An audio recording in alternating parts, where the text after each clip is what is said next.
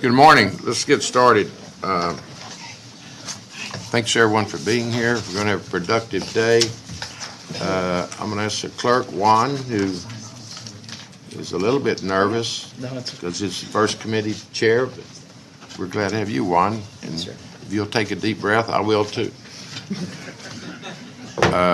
Please call the roll. Whitmire, Present. Flores, Present.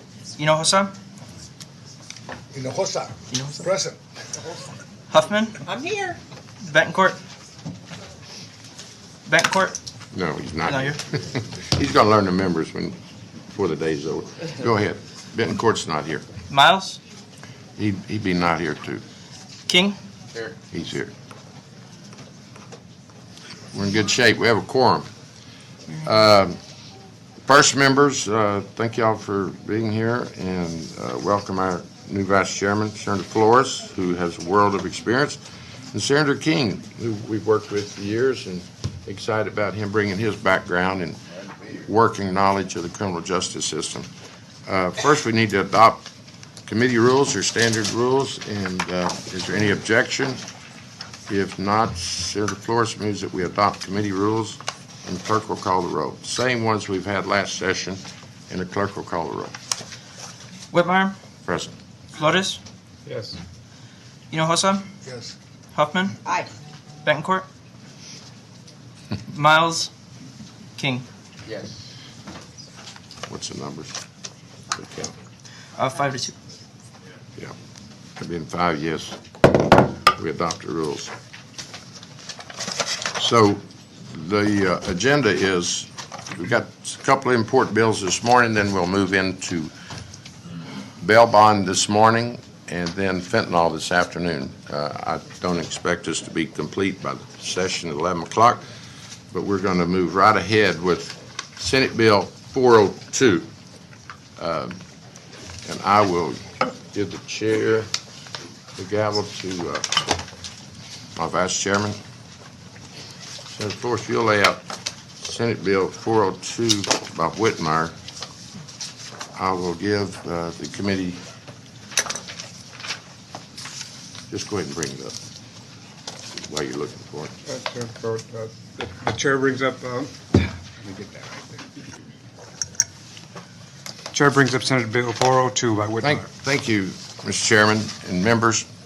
Senate Bill 402 is the first bill we're hearing because I put such a priority on public safety. The criminal justice system is just that, a system. I look at so many stakeholders in this room. You understand it as well as I do. If any part of the criminal justice system is not working well, it affects everything upstream and downstream. And we'll hear this morning, we have several elements of the criminal justice system that are just not working. Specifically, in Harris County, this morning we have 1,875 defendants charged with murder or capital murder, waiting to go to hearing or to trial. Now let me say that again, 1,875 folks charged with murder or capital murder. Only 900 of them are confined. It's unheard of in my criminal justice experience, and I could believe speak for Senator Huffman, Hinojosa, all of us on this panel, to have capital murders loose on the streets of Houston, or murderers. There's 600 of those 900 that are fugitives. Just stop and think about that. Why does Houston have a crime issue? Why is it we constantly see violent acts by repeat violent offenders? Because 600 of them, we do not have an address or working knowledge of their location. And 1,875 persons charged with murder or capital murder waiting to go to their hearings and trial. It's creating a huge problem in the county jail. It's creating a huge backlog. We have dangerous people loose, not being held accountable, and even those that are presumed innocent waiting to go to court. So SB 402 is not a designated emergency item by the governor. Could be, but it's certainly an emergency item before this committee today. What we're attempting to do with this legislation is give the judges some guidance, set their priorities. We already do so in child sexual abuse and rape cases. We already do it in domestic violence cases. And I can't imagine anyone not seeing the merit in putting murderers and capital murderers at the front of the line to be held accountable. It's a great piece of legislation. I can't imagine anyone opposed to it, but that is why we have this hearing. My first witness that I would call would be our district attorney, Kim. Don't worry about that. Come on. Kim, state your name and who you represent, and tell us why you're here today. Well, the chair calls District Attorney Kim Ogg. Good morning, Senators. I'm Kim Ogg. I'm the Harris County District Attorney. I'm a lawyer with 35 years' experience. I've been board certified since 1992. I have been the District Attorney since January 1 of 2017. As you know, we have suffered some hardships in Houston with Harvey and, of course, COVID, which everyone suffered, but it has created a tremendous backlog of cases, including our most dangerous offenders. This is my testimony in support of SB 402, legislation requiring trial courts to prioritize hearings and trials for murder and capital murder offenses. Scheduling falls exclusively within the power and jurisdiction of the judges in all criminal cases. The state of Texas, by way of assistant district attorneys, enjoy the current authority to push only domestic violence and sexual assault of children cases forward as a priority. We need to add murder and capital murder because they are our highest risk offenders and create the greatest public safety threat to the community. This bill would expand the court's current authority and require them to prioritize murder. It would give guidance to our courts that is needed. I support this move. The public interest served by Senate Bill 402, if successful, is to make the public safer by reducing the number of accused murderers awaiting trial in jail, where they're a danger to jailers and other offenders, and on the streets, where those on bail can be a danger to others if they break their conditions of bond. We only have 269 on bond, but we have 613 fugitives from the law who've not been arrested or apprehended. In total, this number of 1,875 is in essence a city of murderers within a city of law-abiding citizens. And what is the scope of the problem? Well, at this time, and these are late January statistics, approximately 1,841 capital murder and murder cases are pending against nearly as many offenders in Harris County. How did we get to this point? The Harris County multi-agency homicide count, which we put together from the homicides reported by HPD, the Sheriff's Department, Pasadena, and Baytown, show that in 2021 and 2022, we had the greatest number of homicide deaths in 30 years, with 2021 being the top year and 2022 being a close second. So we look at the number of crimes committed, but we also look at the number of crimes filed. Remember, murders aren't always solved immediately. Sometimes it takes a year, even more. But the number of cases being filed reflects the work that's been done on past murders and current murders. And what we see is that in 2017, we filed about 250 murder or capital murder cases. Last year, we filed 505. That's a 100% increase in the number of murders and capitals being filed by police in Harris County with our office. We tried last year, remember judges control the schedule, 54 homicides. 54. That's 10% of the number that we filed. So we look at the number of murders happening, we look at the number of murders we file, and we look at the number of murders that we finalize, that we finish, that we either convict or the person is acquitted. And when the number that's being disposed of is far fewer than the number being taken in, that's your backlog. That's what we want to end. And why do we want to end it? Because the average time that families of murder victims wait for case conclusion, this is the average, it used to be 23.9 months in 2017. It's now, as of the end of 2022, 40.2 months. Over 5 years. By now bringing the most serious cases involving the highest risk offenders to trial first, fewer of these high-risk offenders will be on the street and in our local jail, reducing the chance of them hurting others. It will bring finality to family members much, much sooner. For similarly situated defendants, they will be more motivated to take a look at their own cases where they're facing up to life, life without parole, and even death. And I think that when they see these cases moving, we can anticipate more movement through plea bargaining. This would increase judicial efficiency and move our system forward one case at a time.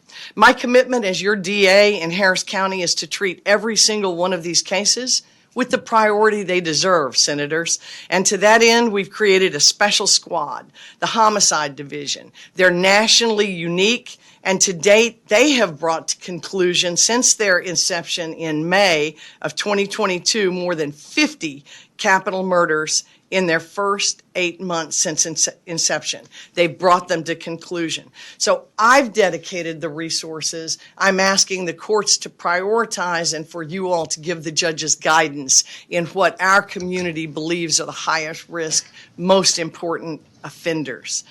SB 402 will aid crime victims and their survivors. It will aid the courts. And I am joined by several survivors today who will testify. Dr. Alma Allen and her husband are here. Their son was killed. They waited over 3 years for trial. And they were some of the, quote, lucky ones. Carmen Guillen is the sister to deceased victim Anna Weed, murdered January 24th, 2017, convicted 5.5 years later, and sentenced on June 30th, 2022. They are here in spite of their family's pain and suffering in support of a real solution that this chamber can deliver. Hopefully, we'll get the support of the other chamber, and with you all's leadership, we can make a dent, a really important dent, a big dent in our pending cases of our most serious offenders. Thank you, Senators. One quick question, then I'll yield to my colleagues. What controls does your office have, your employees, your district attorneys, in the effort to constantly reset these cases? Because I've been told by those even in the defense bar that the current model in Harris County with handling these cases and others, but the ones we're talking about this morning, is to reset, reset, reset. Because that's the model that they realize they're not going to be held accountable. Evidence gets old, witnesses get lost, and so it plays right into the hands of the defense to reset, reset, and reset, and that explains partly the time frame in which these cases are brought to court. What influence can you have on that with your assistant DAs in that courtroom setting? We can have a tremendous impact. We have to get our evidence together faster. We're dependent upon the police, and I think by prioritizing this, it makes it clear for both sides we need to be ready. And so we are not without any of the responsibility for getting a case ready, but it is out of our control to determine when it's tried. And having practiced as a defense lawyer for 10 years, I can tell you, delay benefits the offender, the accused, because witnesses do die. They do get intimidated and change their testimony. Evidence is at times compromised. And the longer the delay, the more difficult to achieve justice and to ensure public safety. Thank you. Senator Huffman? Yeah, I just have a couple of questions. Thanks for being here today, Kim. So just to review, there's 1,841 murders pending, 54 tried last year, right? That's what our And there's statistics show. 23 criminal district courts in Harris County that have jurisdiction to try these, right? So that's maybe average of about 2, but I would suspect there are some judges doing more than others. Is that correct? That's correct. But there's not any court that's taken a really bold stance. We've had some with a few more.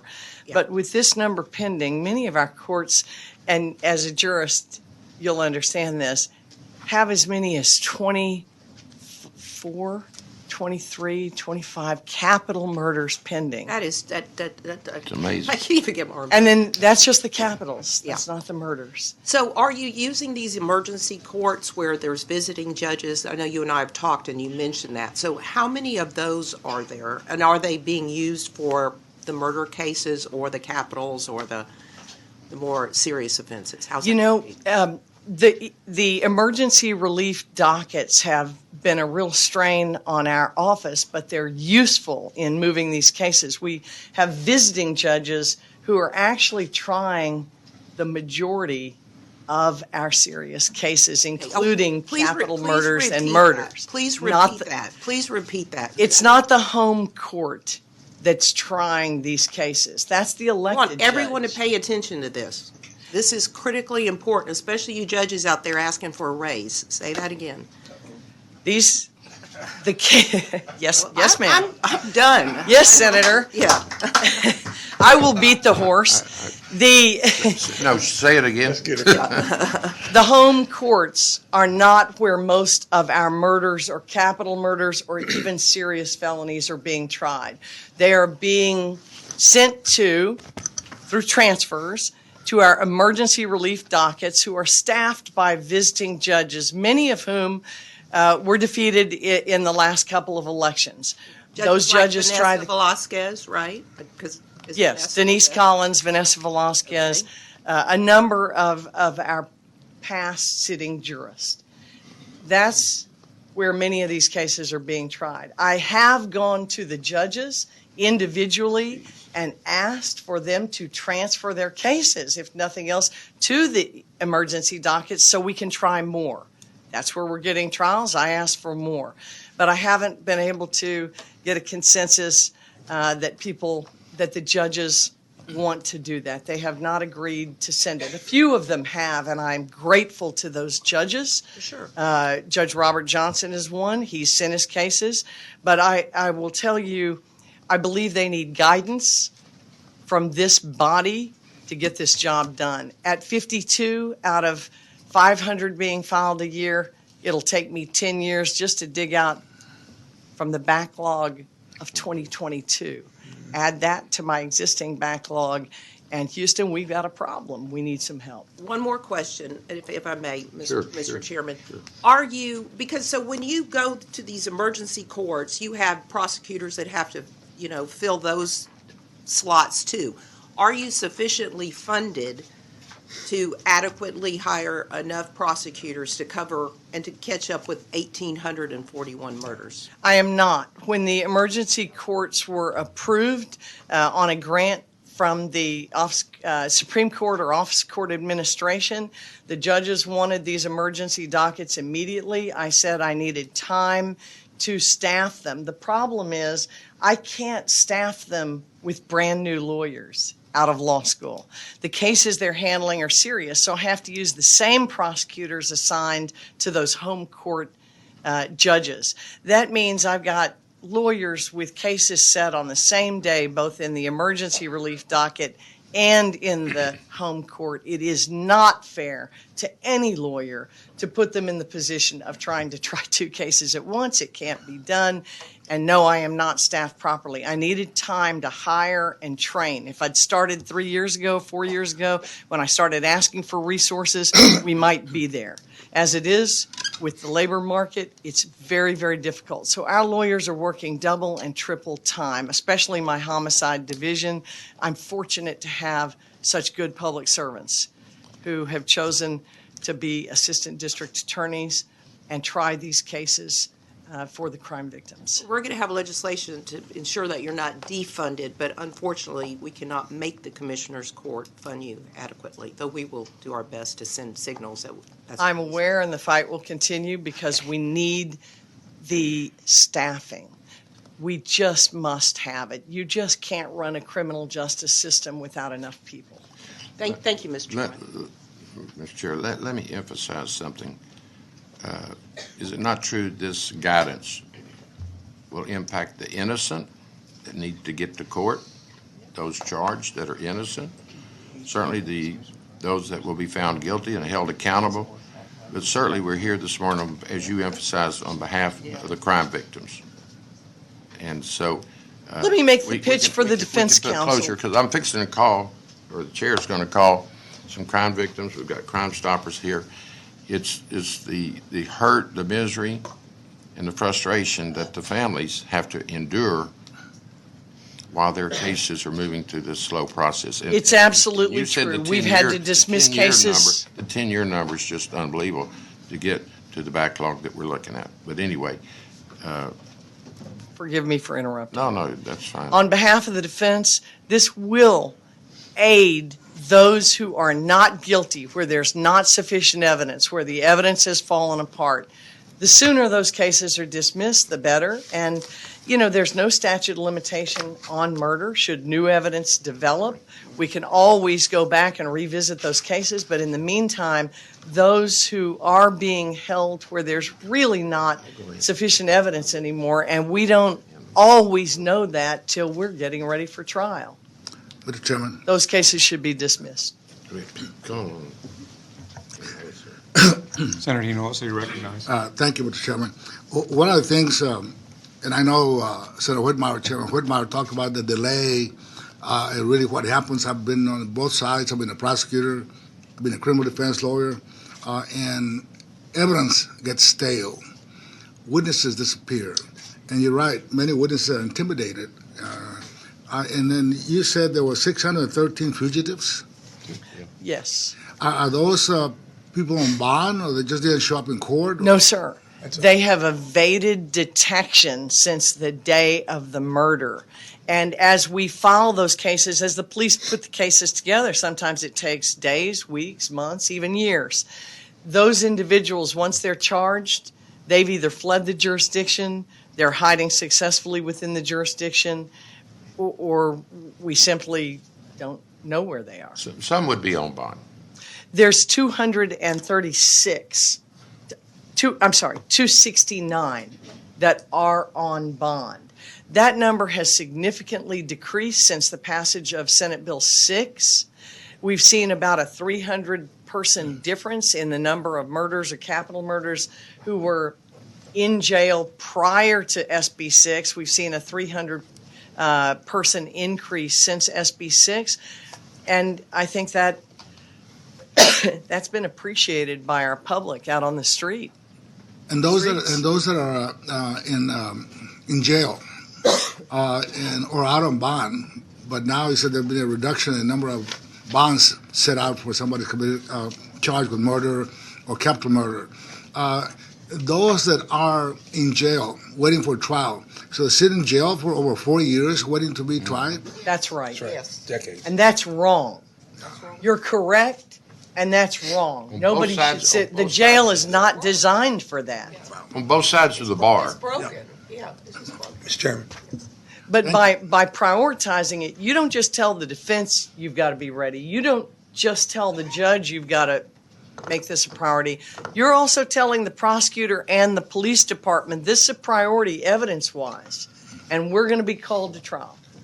Thank you. Mr. Chairman. Senator Miles, you recognize. Thank you, Mr. Chairman. I want to thank you first for bringing this bill forward, and I look forward to signing on to this bill if you will allow me to as a Harris County delegate. I want to thank Kim for you for being here.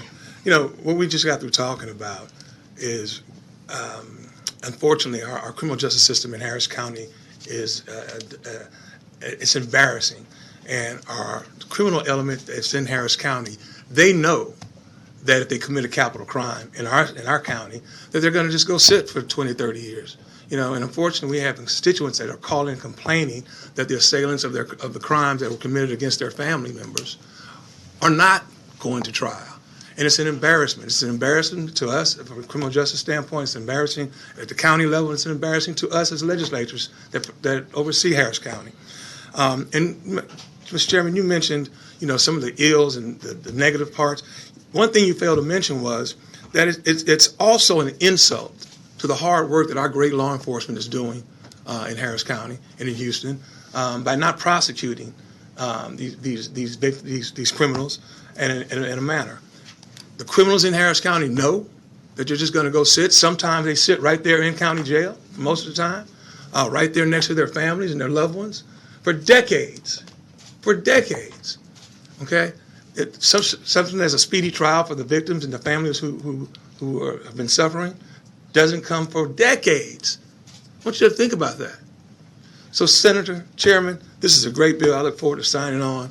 We're going to work hard this session, DA Hogg, to correct some of the things that are wrong in Harris County.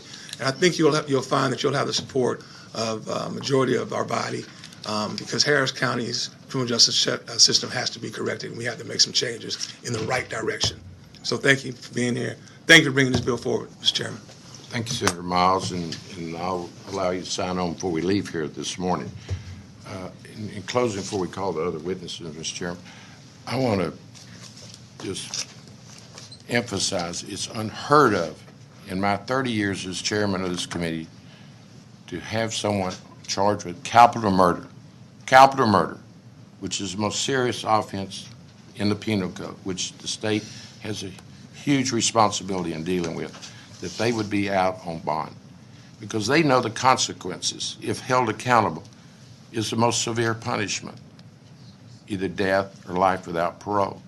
And Senator Miles, thank you for mentioning our law enforcement. It's the most dangerous element that they have to deal with. These fugitives, as they approach them, or those out on bond where they've violated the conditions of their bond.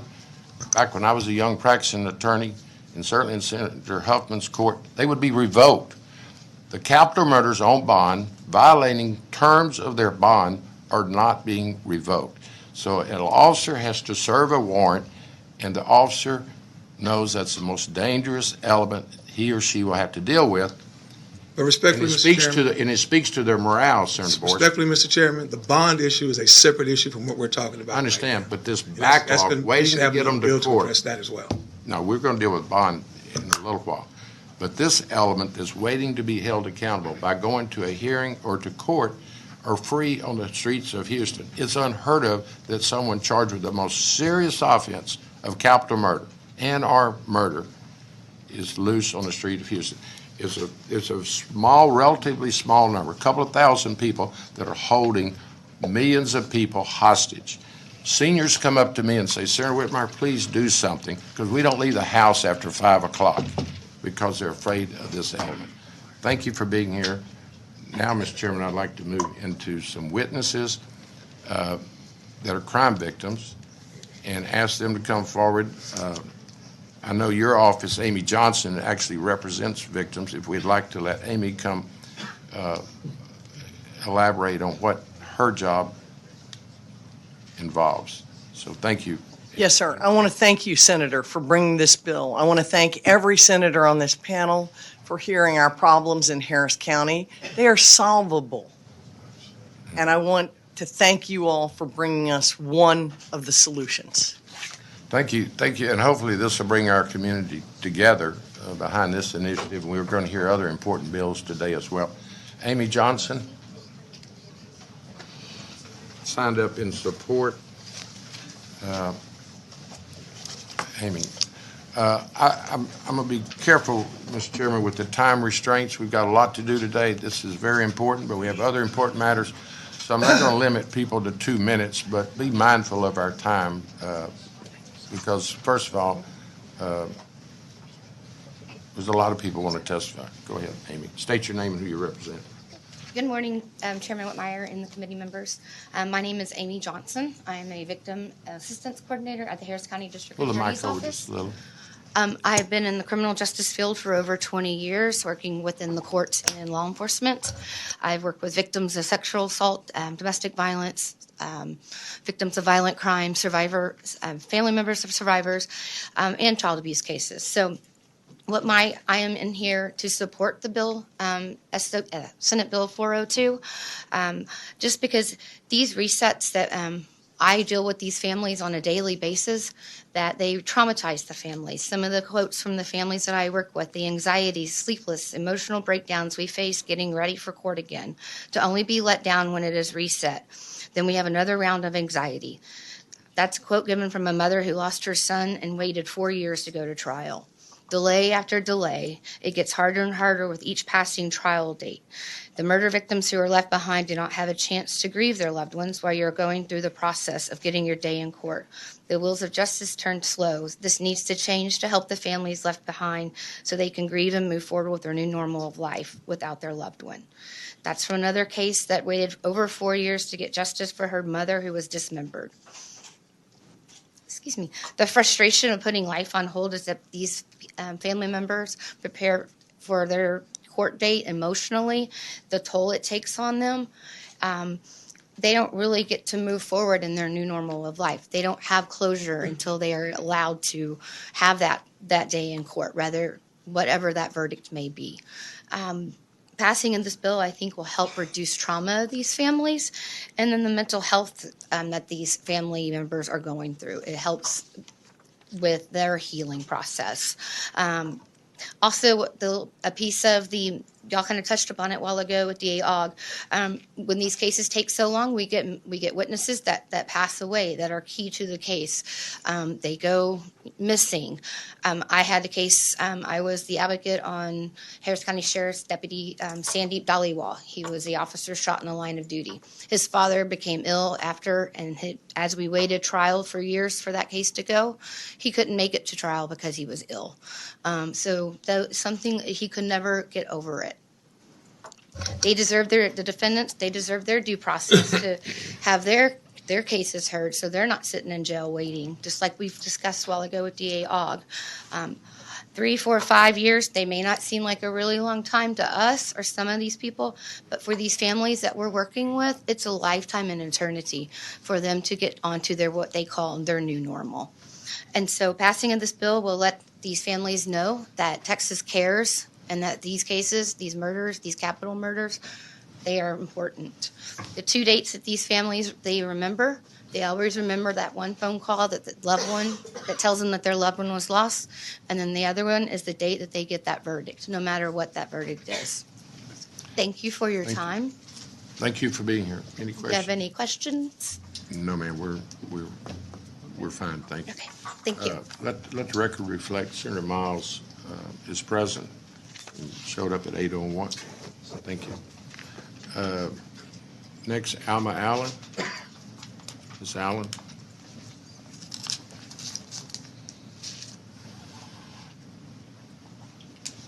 If you state your name, please, and who you represent, Ms. Allen. Yes, sir. And if you want your, would you like Mr., I don't want to assume that's Mr. Allen, but That is him. Mr. Allen, would you like to join Miss Allen? You're certainly welcome. We appreciate you traveling to be here. Yes, sir. And normally we try to say, sure, a couple of minutes, but you got all the time that you need to tell us your concerns. Yes, sir. Thank you.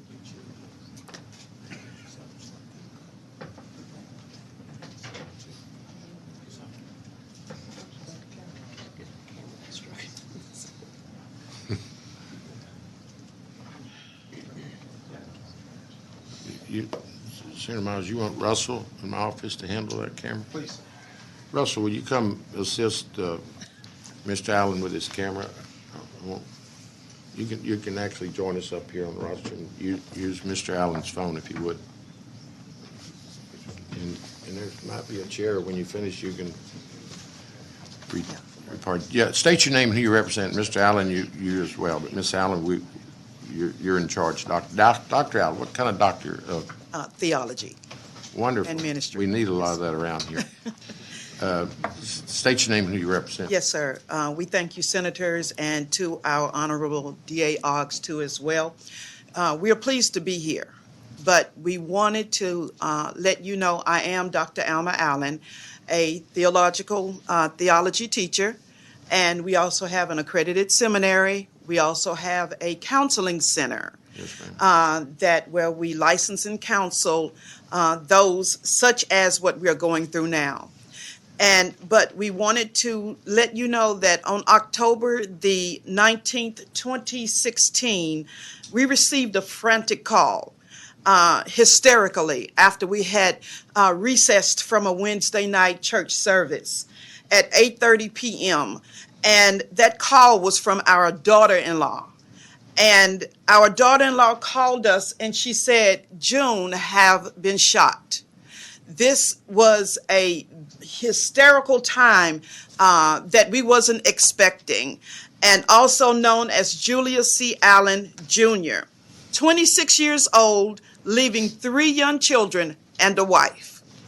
And the investigation now begins, and I'm going to allow my husband to speak in a minute. The gunman, as now he's a fugitive, and our family now is in desperation of his capture. We're talking about right here at October 19, 2016. 6 months later, he was captured. 6 months later, placed in jail, and then turned around and bonded out to now receive a call from one of our prosecutors assigned to us, explaining to us the story again. Now we have the first prosecutor. Now we have what we call a reset. We are reset because the defendant has fled after he bonded out. Now we have another assignment of 2018, a prosecutor number 2. We are back now to square one. Reset, reset, reset. Here we are at 2018, reassigned again, prosecutor number 3. Reset, reset, reset. Here we are now, fugitive, still on the run. We have now a court date assigned. He was to show up in court. Why? Because he was supposed to receive an ankle bracelet. Did not show up in court because of this. Now he's still a fugitive. 2019, here we are 2 years later. Finally, we're on the docket of the trial. Now we are assigned to prosecutor number 4. We went to court 3 years later for the judge to say mistrial. Do you know how that feels? Yes. We're here now. The judge is saying mistrial. We're back to square one 3.5 years later. Reassigned prosecutor number 5. Until we receive the prosecutor that has seemingly had enough sensitive or sympathy for the family, emotional and mental stress. This wait was devastating to the family. This wait was traumatizing to the family, and it left us mentally and physically affecting the family. We had a daughter that was almost a twin to our son that actually had 4 children. She was so traumatized that she left her 4 kids with us and left and was so traumatized that she went out in the street. Did unusual things because she was not raised that way. Traumatized because her brother was no longer there, and it took too long for us to get on the docket. Here we are now at our primary care doctor. Our primary care doctor said, you are under too much stress. We're filling out stress papers. Yes. A pastor, a counselor, that teach grief, filling out stress papers. This is ridiculous because we had to wait substantially too long for us to go to trial. Now we have antidepressant pills we're going to pick up from the drugstore. Both my husband and I and our daughter doing these antidepressant pills. Here we are 3.5 later, and we are going through this trauma. Now once we go to trial, here we are. After the mistrial, the witnesses either murdered or didn't show up because they were actually afraid to show up. Once we go back to trial again, lo and behold, God bless the judge that we were under. He came and he said, don't worry, we're going to work you through this. This was a retired judge that came back and understood all of the laws and the precepts, the statutes of what had to happen. And because of his support, that's the only support that we felt comfortable with the judge coming out of his chamber down to us, talking to the Allens, that was the plaintiff, and saying, don't worry, we're going to get this moved forward. Lo and behold, he did. He made sure that the prosecutors got on their job, and he was definitely on the defenders' attorneys. Continually, they wanted to do a reset. They wanted to do a mistrial. But because we had a judge that also said, we're going to get through this because we're already behind and we are lacking. Then we go back and we look at all of the unsafetyness of what we had to go through. We had to literally hear gunshots late at night. We live in a predominantly good neighborhood where you can walk through the neighborhood. People walk their dogs. People jog through the neighborhood. But why do we have to hear gunfire late at night as a warning? And then because of the delay of him not being prosecuted timely, 3.5 years went by. Mental anguish, hurt, pain, unsolved issues, trying to sleep at night. That was drastic. Let me assure you that we share your pain and anger, and you're making a difference today. And we're going to pass this legislation and resolve this matter. Thank you, sir. Mr. Allen, if you want to give us a short comment, state your name and who you represent. Yes, I, Julius C. Dr. Allen's done a fantastic job. Yes, she has. I, Julius C. Allen, pastor of Vineyard Place International Ministry, the husband of Dr. Allen C. Allen. Yes, sir. I can state that we did go through a whole lot of tremendous pain, very devastating. It affected us not only physically but mentally, and it really took a great big toll on our lives and affected us. We even in the midst of us going through that, we were even lied on in the midst of it, of trying to say we were paying people to testify, which was a lie. We had different challenges, different things that were coming from different directions, which was affecting us mentally. Witnesses being killed. When their names are mentioned, next thing you know, the witness was killed. I mean, very tremendous pain. My wife covered everything. I don't want to repeat everything over. And we want to thank you because you're making a difference, and there's a lot of support. Yes. We know it's broken. Yes. So that's the reason for this piece of legislation. So let us pass this today. There's going to be Yes. other elements of the criminal justice system that's Yes. going to get addressed today as well. Yes. And Thank y'all for being here. one other thing that I want to state, I give hats off to D.A. Kim Oggs, such a tremendous woman doing a dynamic job in Houston, Texas. Thank you. And I stand in agreement for her to be reelected. Mr. Chairman. Mr. Chairman. We'll worry about that in a couple of years. Mr. Chairman. Thank you. Senator Chairman. Miles. Dr. Allen. Yes, sir. Pastor Allen. Yes, sir. Let me say, on behalf of Harris County, all our public officials and public servants of Harris County, let me apologize for what you've had to go through. It's been a long, treacherous, painful journey. Yes, sir. But as my chairman said, let us pass this bill, and we know it won't bring your son back, but hopefully, by passing this bill, we can give you some relief and some joy. So on behalf of all the public servants for Harris County, because some of us here do serve Harris County, although we're not at the county level, please accept the apology on behalf of us, okay? And we look forward to passing this bill in the spirit of your son. Thank you. Thank you, Mr. Chairman. Thank you, Senator Miles. Carmen Gillian?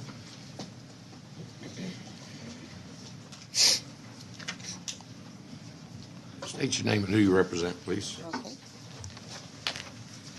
My name is Carmen Guillen, and I'm the sister of a murdered Anna Dudley Weed.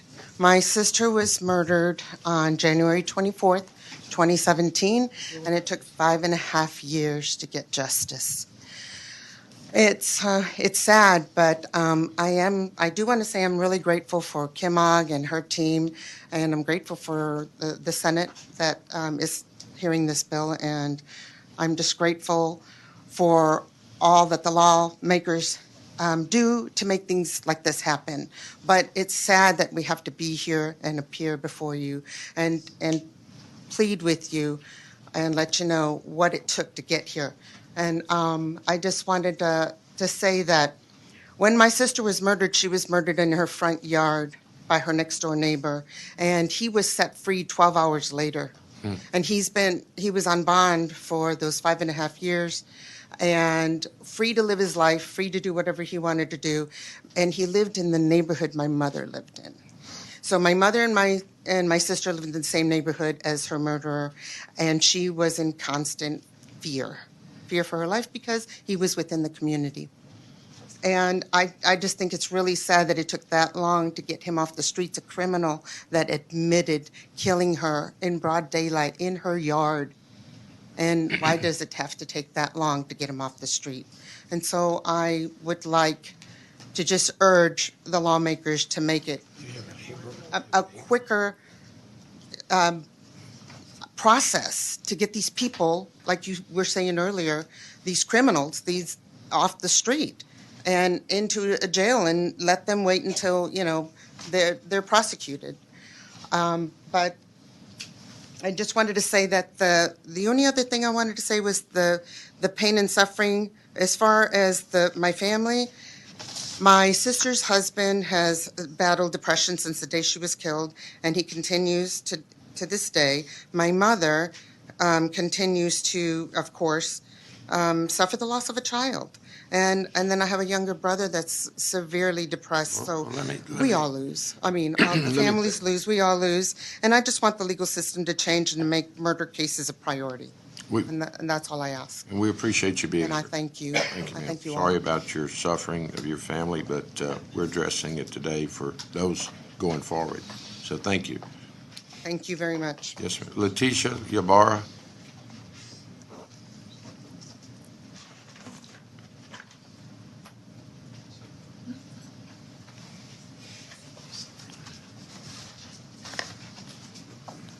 Morning. Yes, ma'am. Ms. Ybarra, state your name, please. Who you represent. My name is Leticia Ibarra. I represent myself, my family, and every other murder victim family that I've met along the way.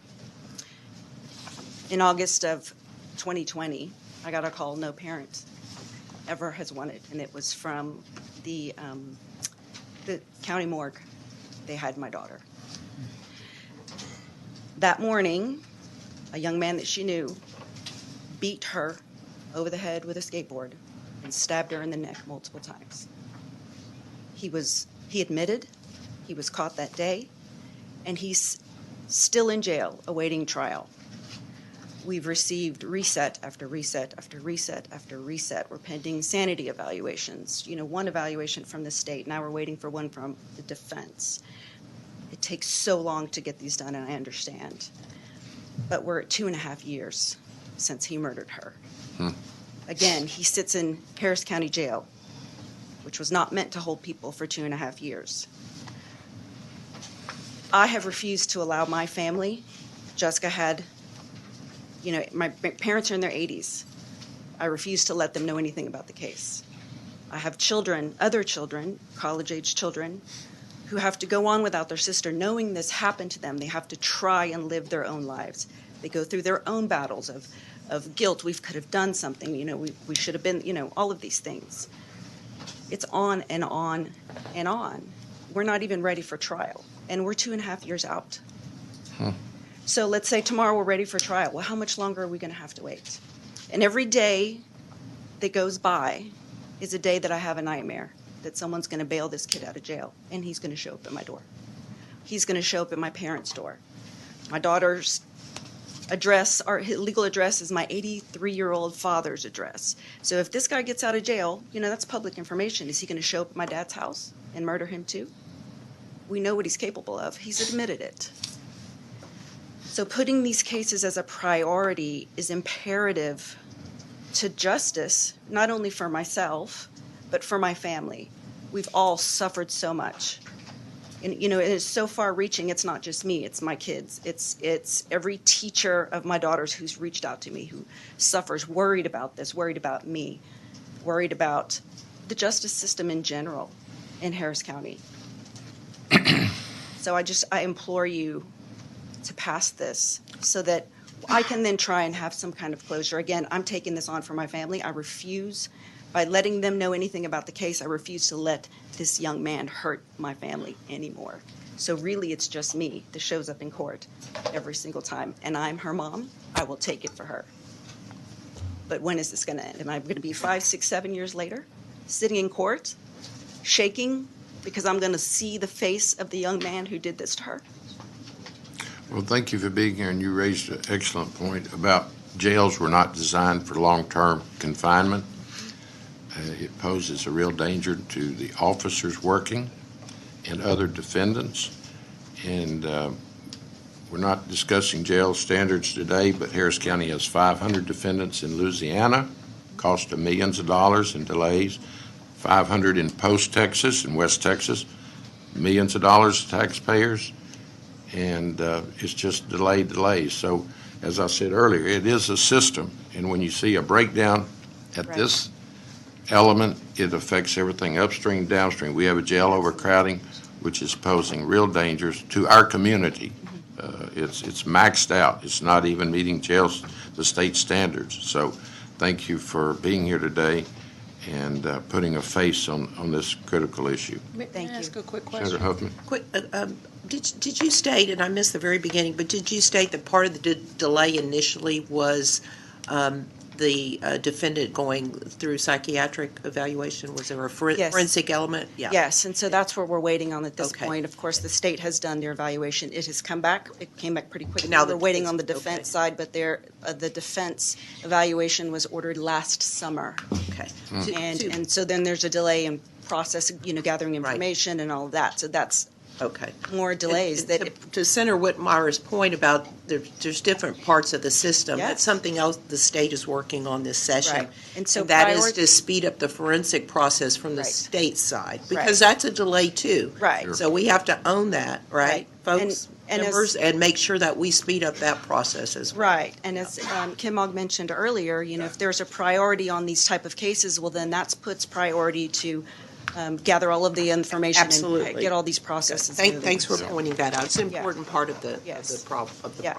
It Thank you can for be, being- not always, but it can Yes, be, yeah. yes. Thank you for being here. Thank you. I appreciate it. April or Gary?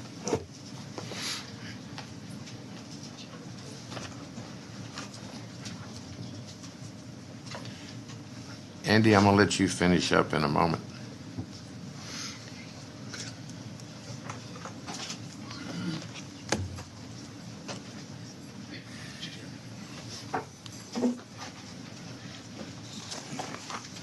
Good morning. April, state your name and who you represent. You can introduce, I'm very familiar with your family, and I would welcome your My name is April opportunity to Aguirre, introduce the parent sir. and sister.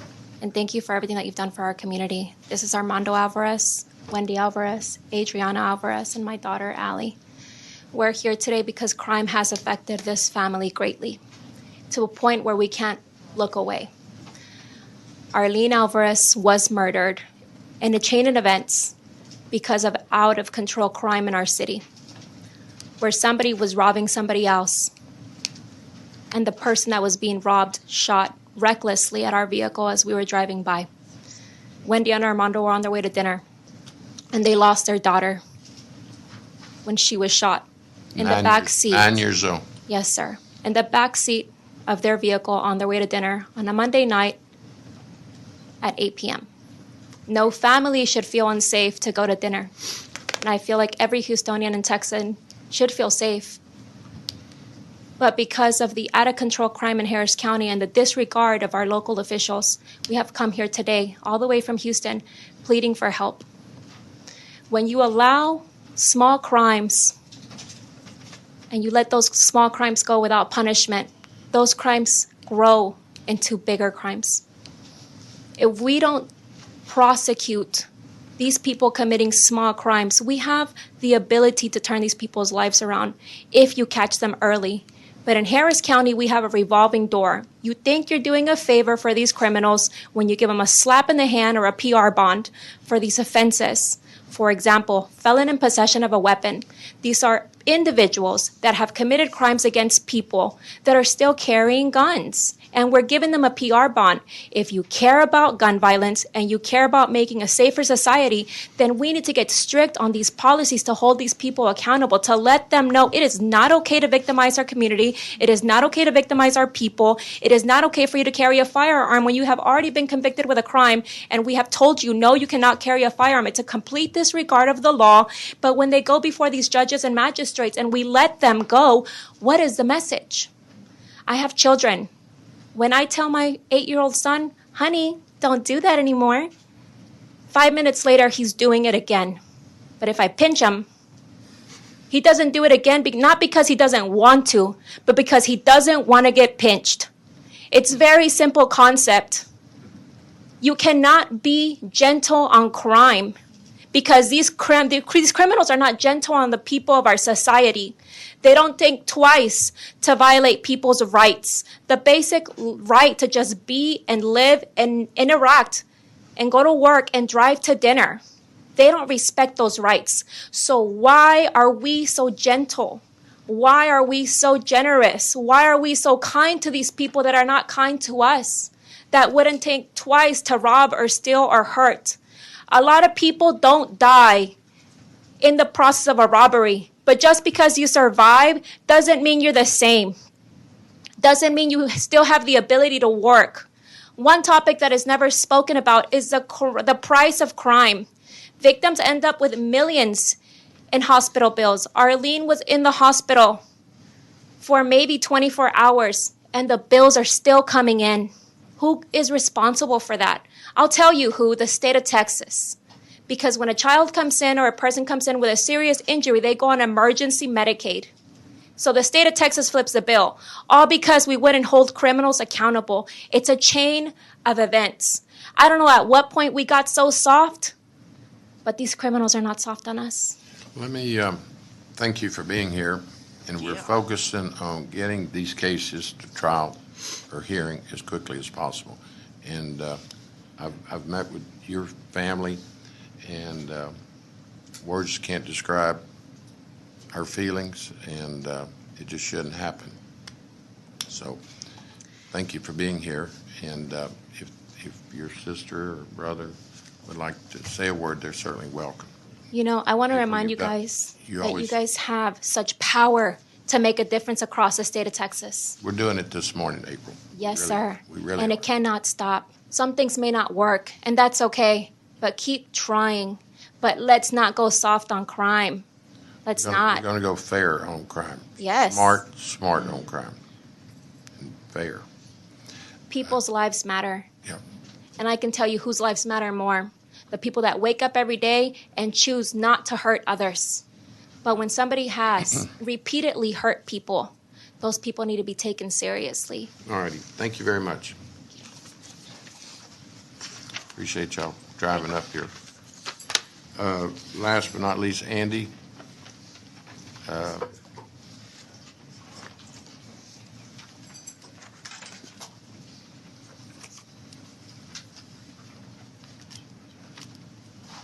State your name and who you represent, Andy, and be mindful of our time.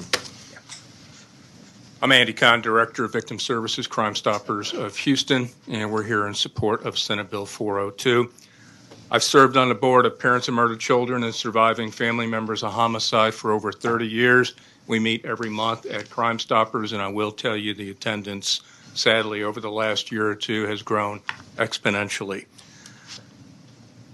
Going back to what DA Ogg testified on, it was a family I dealt with in 2017. It was a high-profile case in Houston. Charges dismissed in Houston subway restaurant murder of an 18-year-old who was murdered protecting his mom. Several people went to a subway, robbed it. They ran towards the man, the young man who was 17, ran towards the man who had his mother at gunpoint. He was shot in the back and killed. That was 2017. 5 years later, that case was dismissed. The reason that case was dismissed because the witnesses went missing. And this backlog, as we've heard today, has complicated so many efforts to resolve cases because it takes too long to go to trial. And I'll never forget talking to Hilda Vasquez, the mother, whom her son saved from being killed that day, whose son was murdered, only 5 years later to learn that the case was dismissed because the witnesses went missing. And that's happening far too often. And that's what this bill will do. And as someone who works with homicide survivors, I want to be able to tell them that we are going to trial, and it's not going to take 5 years like it took with this case, because this case, when the headlines read like this, charges dismissed, witnesses can't be found, that has a reverberating effect on so many other families that are fearful it's going to happen to their family. So I thank you, Senator Whitmire, for sponsoring this bill. I thank this committee again. And like I said, I see this is a win-win for everybody. It's a win for victims, surviving family members of homicide, for defendants who are languishing in jail, and for those who are truly innocent to get their cases disposed of. Thank you. Very good. Any questions? Thank you, Andy. Mr. Chairman, if I could, I'll read into the record those that have signed up but do not wish to testify. Yes, Mr. Chairman. Jessica Anderson with HPD is in support, does not wish to testify. John Wilkerson, Texas Municipal Police Association, in support. James Parnell, Dallas Police Association, is in support. Ray Hunt, HPD. HPOU is in support. John Chancellor, Texas Police Chiefs Association, in support. Thomas Parkinson, San Antonio, representing himself, does not wish to testify. Mr. Chairman, I don't believe I have any other witnesses or testimony at this time, so I'll close, and I'll be glad to move that we report Senate Bill 402 back to the full Senate with a favorable recommendation. So noted, Mr. Chairman, to close and to submit the bill. The clerk call the roll. Whitmire, Yes. Flores, Yes. Hinojosa, Aye. Huffman, Aye. Betancourt, absent. Miles, absent. King, Aye. 5-2. 5. 5-0. 5 ayes, no nays. It passes. 5 ayes, no nays. It passes. Yes. Thank you, and I think we'll take back the chair. If we could, members, we'll leave that vote open, and Senator Miles will certainly be back present to vote. With that, thank everyone that is here on Senate Bill 402, and certainly the families that traveled long distances, and we will represent them as we take this bill to the Senate floor and monitor the results of the bill. At this time, Senator Huffman, you want to bring up Senate Bill 1004? Yeah, that. Yeah, I think that would get out. Thank you, Pete. Kind of, Yes, sir, Chairman. kind of help you all that can get acclimated. 287. These are all different ones? Okay. You ready for me? Yeah, I'll do it on the floor today. All right, thank you, Mr. Chairman and members. Members, according to the Texas Department of Criminal Justice, there are currently 76,940 individuals on parole supervision or mandatory parole supervision. Of those individuals, 1,689 utilize electronic monitoring and 2,626 utilize GPS monitoring. This past year alone, 1,127 monitor straps for individuals on parole supervision or mandatory supervision were cut, or an active warrant remains following an alert for a cut strap that could not be immediately resolved. Currently, it is only a technical violation of parole and is not considered a violation of the law to tamper or destroy an ankle monitor. Senate Bill 1004 creates a criminal offense if a person knowingly removes or disables a tracking device that the person is required to wear to enable the electronic monitoring of the person's location. This applies to an electronic monitoring house arrest program or as a condition of community supervision, parole, mandatory supervision, or release on bail. An offense would be a state jail felony unless the person is in a super intensive supervision program, in which case it would be a felony of the third degree. I do have a committee substitute I would like to send up, Mr. Chair lays Chairman. out committee substitute for Senate Bill 1004. 1004. Is the objection? Chair is none. It is before us. Committee substitute clarifies that a medical professional can cut off an electronic monitoring device for the purpose of medical necessity. The medical community was a little concerned about the language, though of course that was never the intent. It also requires the automatic revocation of parole when an individual cuts off an electronic monitoring device.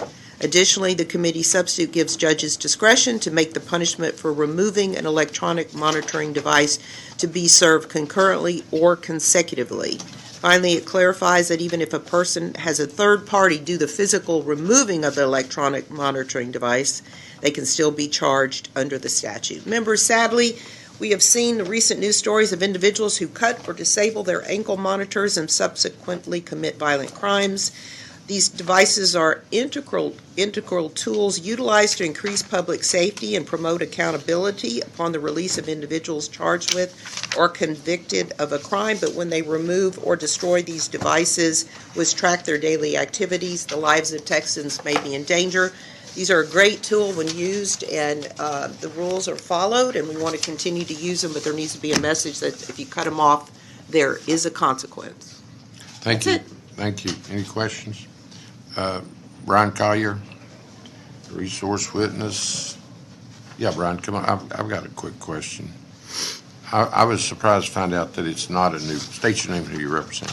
Brian Collier, Executive Director of the Texas Department of Criminal Justice. I was surprised to find out it wasn't a new offense, and I assumed it was being handled by revocations. The conditions of your parole is that you wear the monitor, you tamper with it, you take it off. We would do a revocation, you'd be issued a blue warrant, you'd be confined, might actually assigned to a Intermediate sanctions. intermediate sanction facility for 90 days or longer to kind of realize how serious we are about these. That's not working? No, sir. Really two issues. One is we issue the warrant. We do, if we have a cut strap, we issue. How quick, excuse me if I interrupt, but so we can understand, how quick when somebody tampers with it is the vendor or you're notified? Instant, within less than 5 minutes. I mean, you usually get it real time. You'll get the fact that its strap has been cut or either tampered with, then we start an investigation very quickly to try to Very make contact quickly. with that. What does that mean?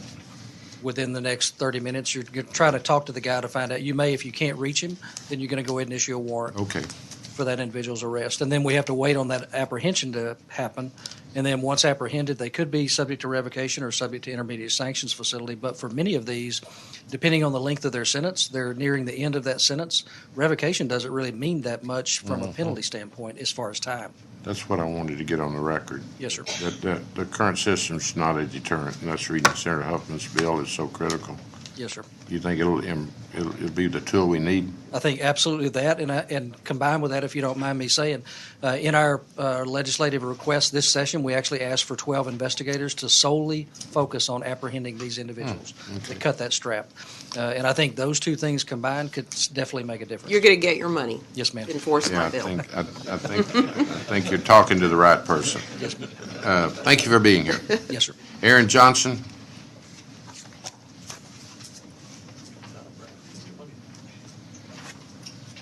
State your name and who you represent, Mr. Johnson.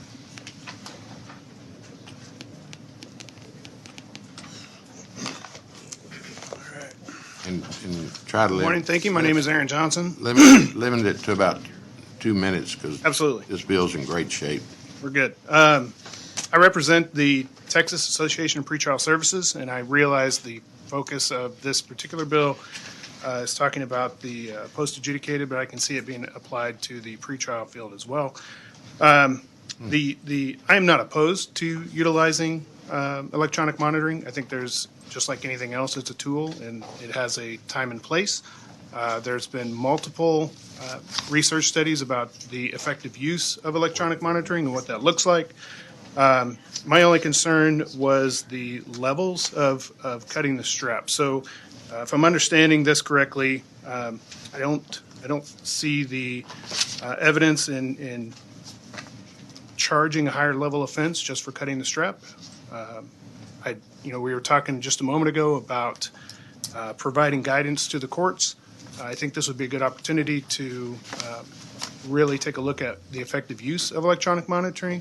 I think there are times, and certainly many jurisdictions, who overuse it just because they feel like it's going to help deter something, which it has been proven not to. So in my experience, overall, I'm an advocate for the process. I've been doing pretrial justice since 2000. I'm currently the president of the Texas Association. I'm the education chair for the National Association, and I also run the personal bond and magistrate office in Galveston County. I've provided training and information to the national audience, the Kansas legislature, the California legislature. Now I'm here in Texas providing it to you. We've also worked with other countries such as Nigeria and the country of Georgia, as they also are tackling and going through kind of what this looks like overall. So again, like I said, I'm not opposed to the utilization of electronic monitoring. I think just make it a state jail felony, or just make it something that you cut it off, here's the charge. Very good. Actually, excuse me, that is what it does. Unless you're in super intensive, then it's higher. But that's on the post adjudication part, correct? Yeah. For parole? Yeah. It also applies to community supervision, yes. Okay. Very good. Thank you for State being jail here. felony. Okay. Thank you. Thank you. Andy, Con?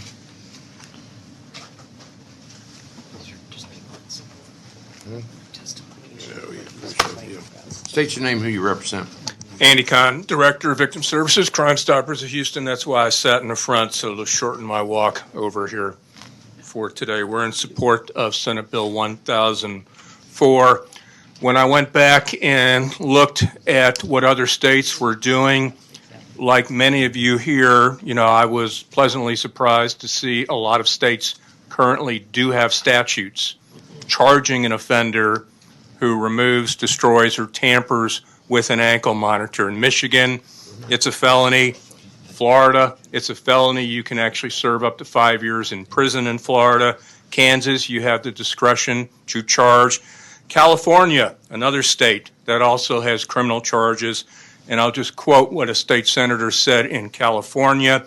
When they cut off their ankle monitor, they're violating the law and preventing authorities from monitoring them. It's time to strengthen electronic monitoring by adding an additional deterrent. In Kentucky, it's a felony. Louisiana, it's a crime. Missouri, it's a felony. It's time that Texas joins these other states. If I go into a government office and I take a chair and smash it, I'm going to be charged with a crime. Yet, if I'm on parole, probation, or bail and take an electronic monitor and ankle monitor and chuck it into a dumpster, I'm not charged with anything. It's time to fix that, and we thank you again for sponsoring this bill. I see no downside in having discretion to file charges, and hopefully it'll send a message out to offenders that you will be held criminally accountable. charging someone with a technical violation, which is what it is right now, having a criminal charge equates more weight to the potential of revoking someone's parole, probation, and bond if there's an additional criminal charge as opposed to a technical violation. Thank you. Very good. Any questions? Thank you for being here. Individual signed up, do not wish to testify, is John Cursote, the District Attorney of Dallas County, is in support. James Parnell, Dallas Police Association, is in support. Letitia Ybarra, representing herself, is in support. Jennifer Thorpe herself is in support. She's also the Criminal District Attorney of Comal County. John Wilkerson, Texas Municipal Police Association, is in support. Jennifer Sussman Skeggy, Combined Law Enforcement of Texas, in support. John Chancellor, Dallas Texas Police Chiefs Association, in support. Lauren Laveras, Texas Council on Family Violence, is in support. Shannon Edmonds, Texas District Attorney County Attorneys Association, in support. Amy Johnson is in support. Anyone else present who would like to testify for or against Senate Bill 1004? If not, public testimony is closed. Senator Huffman moves that Senate Bill 1004 be reported back to full Senate with a favorable recommendation. Clerk, call the roll. Whitmire, Yes. Flores, Aye. Hinojosa, Aye. Huffman, Aye. Betancourt, absent. There'll be 5 ayes, no nays. Senate Bill 1004 is reported back to full Senate with a favorable. 5 of us. Thank you. You don't want it on local, do you? No, I think I'll do You'll this take one it on to the floor. floor. Yeah, I think so. Good. Does she want to do SJR? You want to do your SJR? Sure. What's, Whatever you want me to do, Mr. Chairman. well, I'm trying to. Chair lays out SJR 44 and recognizes its author, Senator Huffman. Thank you, Mr. Chairman and members. This SJR is going to sound very familiar to all the members and to the audience and anyone listening, because it was actually passed out of the Senate several times last session and special session, but we're going to make another go at it. This SJR is similar to the ones we did before, passed with bipartisan support in 2021, and we will continue, as I said, to try. Unlike other states, Texas lacks viable options for detaining our most habitual violent felony offenders without bond. It has become starkly clear that our local officials making bail determinations day in and day out need this tool to protect the people of Texas from future harm. SJR 44, if approved by the Texas voters, would amend Article 1 of our state constitution to expand the options available to officials setting bail to include denial of bail under certain exceptional circumstances. It would expand the potential denial of bail to include persons accused of committing a sexual offense punishable as a felony of the first degree, of committing a violent offense as defined by the Constitution, or of committing continuous trafficking of persons. However, for bail to be denied for one of these offenses, a judge or magistrate must determine by clear and convincing evidence that the denial of bail is necessary to ensure either the person's appearance in court or the safety of the community, law enforcement, or the victim of the alleged offense. Furthermore, a judge or magistrate who denies bail under this constitutional amendment would have to issue a written order laying out their findings of fact and explaining why the denial of bail is necessary. Finally, SJR 44 clearly states that a judge shall impose the least restrictive conditions necessary to ensure the accused person's appearance in court and the safety of law enforcement, victim or victims, and the community as a whole. Members, even in the federal court system, denial of bail is often used in exceptional circumstances. It's been held to be constitutional by the Supreme Court. This bill has been delayed now for a couple of years, and I think it has cost lives, to be honest. The delay has delayed the ability of our judges and magistrates to utilize this tool in these specific situations where it could make a meaningful difference. I want to thank Governor Abbott for putting this on emergency items so that we could do it quickly and get this bill moving. I think it's absolutely critical that this bill passes. I ask support here in the Senate, and I ask those who are interested in this issue to please help us on the House side and try to rally the votes. We need 100 votes over there. Confident I can get it out of the Senate. I would assume it's going to fly out of here pretty quickly, but we need help in the House. So that's my bill. Essentially, it just allows and requires risk assessment. And then after you do a risk assessment, if there is that high risk, you can deny the bond. You can deny the bond. You have to And give a so- written order while you're doing it. So when I was doing my research a few years ago, I couldn't imagine, why is it in the Constitution in the first place? And if anybody can tell me, I'll buy you a Coke. It goes back to the Texas Revolution. Stephen F. Austin and his settlers were being held without bond by the Mexican government. So once they wrote their Constitution, they made certain that everyone was entitled to bond. It's been carried forward, and I think in 2023 it's outdated. That with the challenges we have in the criminal justice system, a judge and prosecutors and victims and society should allow a judge to deny the bond after a hearing. Absolutely. I think- And I would add, it's very balanced. We want to deny bond to the most violent offenders, but it also says that you're to use the least restrictive conditions necessary After a for risk our assessment. low-level offenders. Yes. Very good. David Mitchum is signed up, would like to testify. Hello. State your name and who you represent, David. Thank you, Senator. My name is David Mitchum. I'm an assistant district attorney with Harris County. I work for Kim Ogg. I'm the first assistant chief of courts, supervise approximately 300 prosecutors every day in the courts in Harris County. I've been a lawyer for 43 years. I've been trial counsel for over 200 jury trials, both as a defense attorney and a prosecutor. I've been board certified in criminal law by the Texas Board of Legal Specialization since 1985. And I'm here to support Senate Joint Resolution number 44, and I would like to speak to that. And I'm here on behalf of Kim Ogg and all the dedicated prosecutors and staff of the Harris County District Attorney's Office. The proposed state constitutional amendment detailed in Senate Joint Resolution number 44 provides for both the application of the least restrictive conditions of bond and the setting of bail by the judge on the bench, while at the same time clarifying judicial responsibility for public safety by authorizing the denial of bail in limited instances of certain cases involving violent crimes and sexual crimes and continuous criminal trafficking of persons. The proposed constitutional amendment balances our society's legitimate pretrial liberty concerns with the two central purposes of bail. The two central purposes of bail are to ensure the defendant's required appearance in court and to provide for the safety of the community, members of law enforcement, and the victims of crime. The proposed constitutional amendment addresses our society's legitimate pretrial liberty concerns by providing procedural safeguards in any judicial denial of bail order. With any such judicial determination denying bail, there must be 1, a written order by the judge containing findings of facts, including a statement of the judge's reasoning for denying the bond. 2, such an order requires testimonial evidence in open court. 3, the heightened burden of proof by clear and convincing evidence is to be applied by the court when considering the required factors under the present general law in the setting of bail in the event of a denial of bond.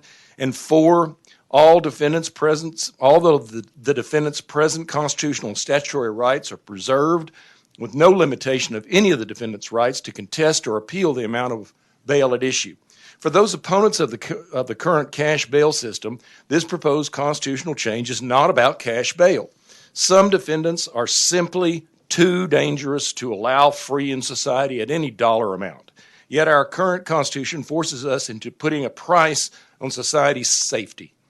This amendment would inject some common sense into the system and allow certain violent defendants or accused sex offenders to be detained in custody until the trial of their case. In conclusion, Senate Joint Resolution number 44 would provide a more perfect restatement of the law, supporting both the twin purposes of bail, ensuring the defendant's required appearance in court, and protecting the public, law enforcement, and the victims of crime from further reasonably foreseeable dangers, while at the same time providing for the least restrictive conditions of bond consistent with our state's historical tradition of ordered liberty under the rule of law. We, at the District Attorney's Office of Harris County, enthusiastically support the passage into law of this joint resolution. Senator, thank you. Senator, Thank you. For the President, and I think has a question. Thank you. David, good testimony. And I think a couple important things about Senator Huffman's bill. First off, you made a comment about testimonial evidence in open court. One of the problems that I see with the current system is that these decisions to release violent criminals back out on our streets like popcorn have been done without open testimony in a court of law. And I think Senator Huffman should be, credited for pushing this point, because if we're going to make a decision about bail, we need to have that, that testimonial evidence. So to people that oppose this, I want to say, how can you oppose this transparency and the sunshine? Am I missing something, Dave? I don't believe so, Senator. I think you got it about right. Now, the other point that you made is reasonable foreseen danger. The problem we've got right now is that, from what I see, what's happening is you have certain judges that are releasing them like popcorn again, and these are inmates, these are dangerous felons that whose attacks on society escalate. Assault with a deadly weapon, murder, okay? And so you give the judge and the actual guidelines here is to prevent releasing people that are reasonably foreseeing danger. Would you want to comment on that? Well, that's a significant problem in Harris County, where we have over the past few years we've experienced a number of courts that have released defendants over and over again. It used to be back in days of yore when Senator Huffman was Judge Huffman, if an individual was out on bond on a felony and they were to pick up another felony charge and probable cause was established that they had committed the offense, that was enough to motivate a judge to go ahead on their own, sua sponte, as they say, to have the individual placed in a secure environment until the trial of his case. He's still presumed innocent, but he can be presumed innocent in the holding cell until the trial of his case, just as easy as he can be out on the streets of Harris County endangering our people. And as the first assistant to this Attorney Ogg, you made a comment that there's a group of people that are simply too dangerous not to consider this as an alternative. Because I see Andy Kahn over here. Crime Stoppers has identified somewhere between upwards of 180, I'm not sure what the current number is right now, of people that have died allegedly at the hands of people out on either, continuous PR bonds or low dollar felony bonds. True? That is exactly true. We have had defendants out on bond for capital murder go out and be charged with an additional murder. And I can't speak for then Judge Huffman, but I knew her back then, okay? And I think that her reaction would be, as a judge, pretty like what should be with common sense. That's pretty horrific that you have people out on 2 capital murder bonds and there's additional lives that are lost. It's astonishing what we're dealing with. It's horrifying, Senator, and this is just the tip of the iceberg, so to speak. When we talk about murders, there's also aggravated robbers, burglars, other offenders out there that create a real and decisive danger to the people that we are trying to protect. Well, I've told Senator Huffman, I'm not only all in. I've got all my constituents are all in. I've never seen such an anger about this because it's reasonably foreseen danger. it means that a common person could see this as going to be a problem, much less somebody that's supposed to be a trained legal professional and have experience in, in criminal cases. So I want to thank you for your testimony. Thank you, Senator, for all your work. Thank you, Senator. Thanks, David. J.R. Woolley.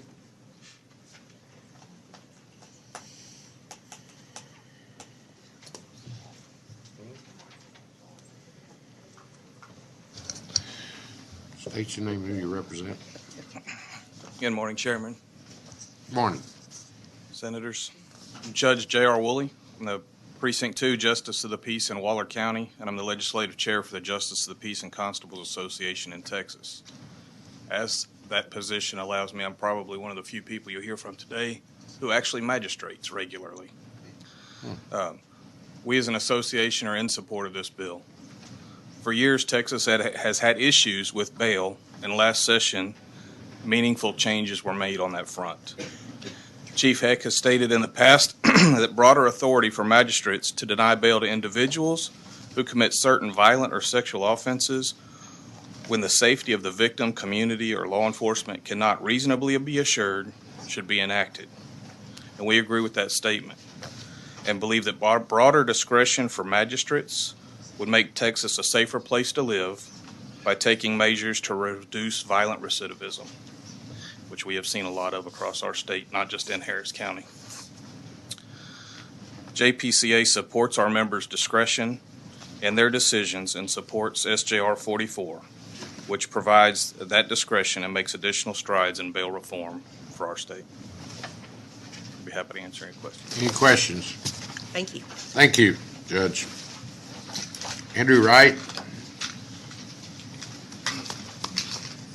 Officer Wright, state your name and who you represent. Good morning. My name is Andrew Wright, and I'm a lieutenant with the Houston Police Department, who I represent in favor of SJR 44. I've dedicated my career to working proactively to identify and arrest violent criminals. For the past 3.5 years, I've been the supervisor of the North Divisional Tactical Teams and the Warrant Execution Team, where our goal is to take the most of the worst violent offenders off the streets to try to improve the safety in our area. Prior to joining the police department, I went to law school here at UT Austin, and so when I joined, I took a bigger interest in following the legal proceedings of the suspects that we arrested to see what would happen with them. Back when I first started, it was pretty common. Your first serious violent offense, you would get 5, 7, 10 years of deferred adjudication, probation, and either you followed that or you didn't, and you went to jail for a long time. That seemed good for both sides, because if you made a mistake and straightened up, it worked out well for you. But as time has gone on, this relationship between those we arrest and the future violent crime we prevent has become more attenuated. This situation is not good for anyone. Certainly not good for the police, who are discouraged by sometimes spending more time doing the paperwork to put a suspect in jail than they actually spend there. It's not good for the general citizenry of Houston, who's victim to these recidivist criminals over and over again. It's not fair or good to the victims of crime, who you've heard testify today, who live in constant fear as the perpetrators who committed crimes against them are out in public. It isn't even good for the criminal defendants themselves. As others have testified, when you don't get that connection between the actions that you take and the consequences, your violence escalates until eventually you've committed a crime that's going to land you a substantial portion of your life in prison. While some people have pushed that the cash bail system was bad for poor defendants, I will say that when those defendants were instead released on PR bond, it was bad for the poor communities that they live in, because the FBI will tell you that most people commit crimes in and around their neighborhoods. From a practical standpoint, suspects free on PR bond have little incentive to go to trial anytime soon, as they're free in the meantime. And the phrase personal recognizance is in itself a farce, as why would we take someone's own word of their personal appearance time and time again once they've broken it? Let's take a few examples from people that me and my officers have dealt with. Derek Martin, I won't go into his juvenile record, but 6 days after he turned 17, which is an adult for us, he was arrested with his first felony for shooting 10 rounds from a firearm into a house occupied by 5 juveniles aged 2 to 14. During that same month of June 2000, June 2020, he was charged with 3 aggravated robberies for robbing cell phone stores. He was then charged with 2 further crimes, possession of a firearm unlawfully twice, and evading from police in a motor vehicle. But wouldn't you know, having been to trial for none of those crimes, in May of 2022, he was free on the streets of Houston, where he was the lead suspect in 2 different shooting offenses that happened in North Houston, until he was finally arrested at a hospital, which caused quite a stir in a Code Pink. But anyway, that's what it took to finally get him behind bars. And we'll say the victims of that initial deadly conduct back in 2020 saw no justice, because as he pled guilty to another crime, those charges were dismissed. That's generally how it goes. You plead guilty to one offense, the rest of them are dismissed, so maybe one victim gets to see justice out of that. That's not fair. We have tons of defendants we could go through. Shermaine Childress on bond for felon in possession, ag robbery, and murder when he was arrested by my wet team for federal felon in possession charges. These are the extents we've had to go to. Last fall, the special agent in charge with the ATF in Houston created a task force with the DA's office and Houston Police to charge the most dangerous fugitives out on bond in Houston that have already been charged stateside with felon in possession of a firearm federally, because the federal system has options to detain defendants and actually keep them off the streets, to keep them from perpetrating violence on more innocent victims. The list could go on and on about defendants, and I don't think we have that kind of time. I think in Houston, we don't necessarily have more criminals. We have the same criminals let out time and time again for us to catch, and it is not a good situation. The citizens of Houston are placed at great risk because of habitual recidivist offenders like those I described, and I urge you to vote in favor of SJR 44 to give judges and DAs the tools they need to keep violent offenders off our streets until they have to answer for their crimes. Mr. Chairman. Senator Hinojosa. Thank you for your testimony. And you really outlined many of the issues we're trying to address with SJR 47. And I don't know if you ever experienced this in your county, Harris County, where you have a person charged with murder and the judge sets a very high bond, and the murderer or defendant accused cannot make that bond, but they keep filing motions to reduce, and the judge keeps reducing until they get to a point they can make that bond. Do you have that issue up in Harris County, or have you experienced that? Yes. And they let him out. I'm aware of those incidents. I can't testify specifically about those. Thank you. Very, very good, Senator Bittencourt. Lieutenant, right, you made a comment that you're seeing this crime then come back in low social economic areas. True? You want to expand on that? Yes, I mean, I think initially some of the push for the elimination of the cash bail system was that this disproportionately impacted poor defendants, right? And that the part that we forgot is if we flip that coin over and we give all those people PR bonds and we release them back into their communities, people commit crime most often where they live. Right. And so there is going to be a disproportionate impact.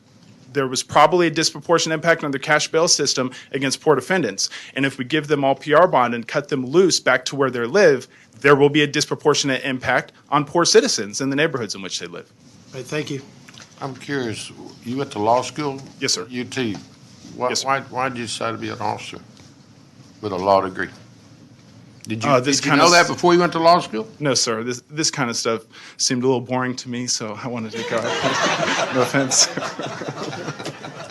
I'm not going to ask you another question. Sorry about that. But it is impressive that you would go to law school, and that's not uncommon. That I had a best high school buddy who went to UT and got a bachelor's and came out and wanted to be an HPD officer. We all questioned him, but Tim Hearn, who was eventually shot on a narcotics raid and killed. But it's always impressive to me, Senator King, why you choose that line of work, particularly when you have a law degree and you, I assume, planned on having a law practice. Well, it's a fun job, and I think it's an important job, Well, and I enjoy we're it. fortunate to have you. Thank you for being here today. Thanks, sir. Maria Jackson, do you want to testify, Ms. Jackson? Judge Jackson. Judge Jackson, yeah, how can I forget that one?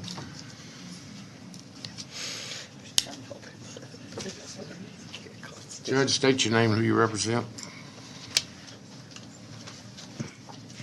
My name's Maria T. Jackson, and I represent the Houston Police Department.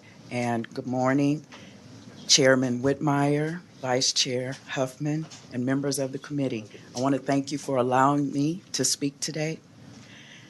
I'm currently a supervising attorney with the Houston Police Department, so therefore I represent the Houston Police Department.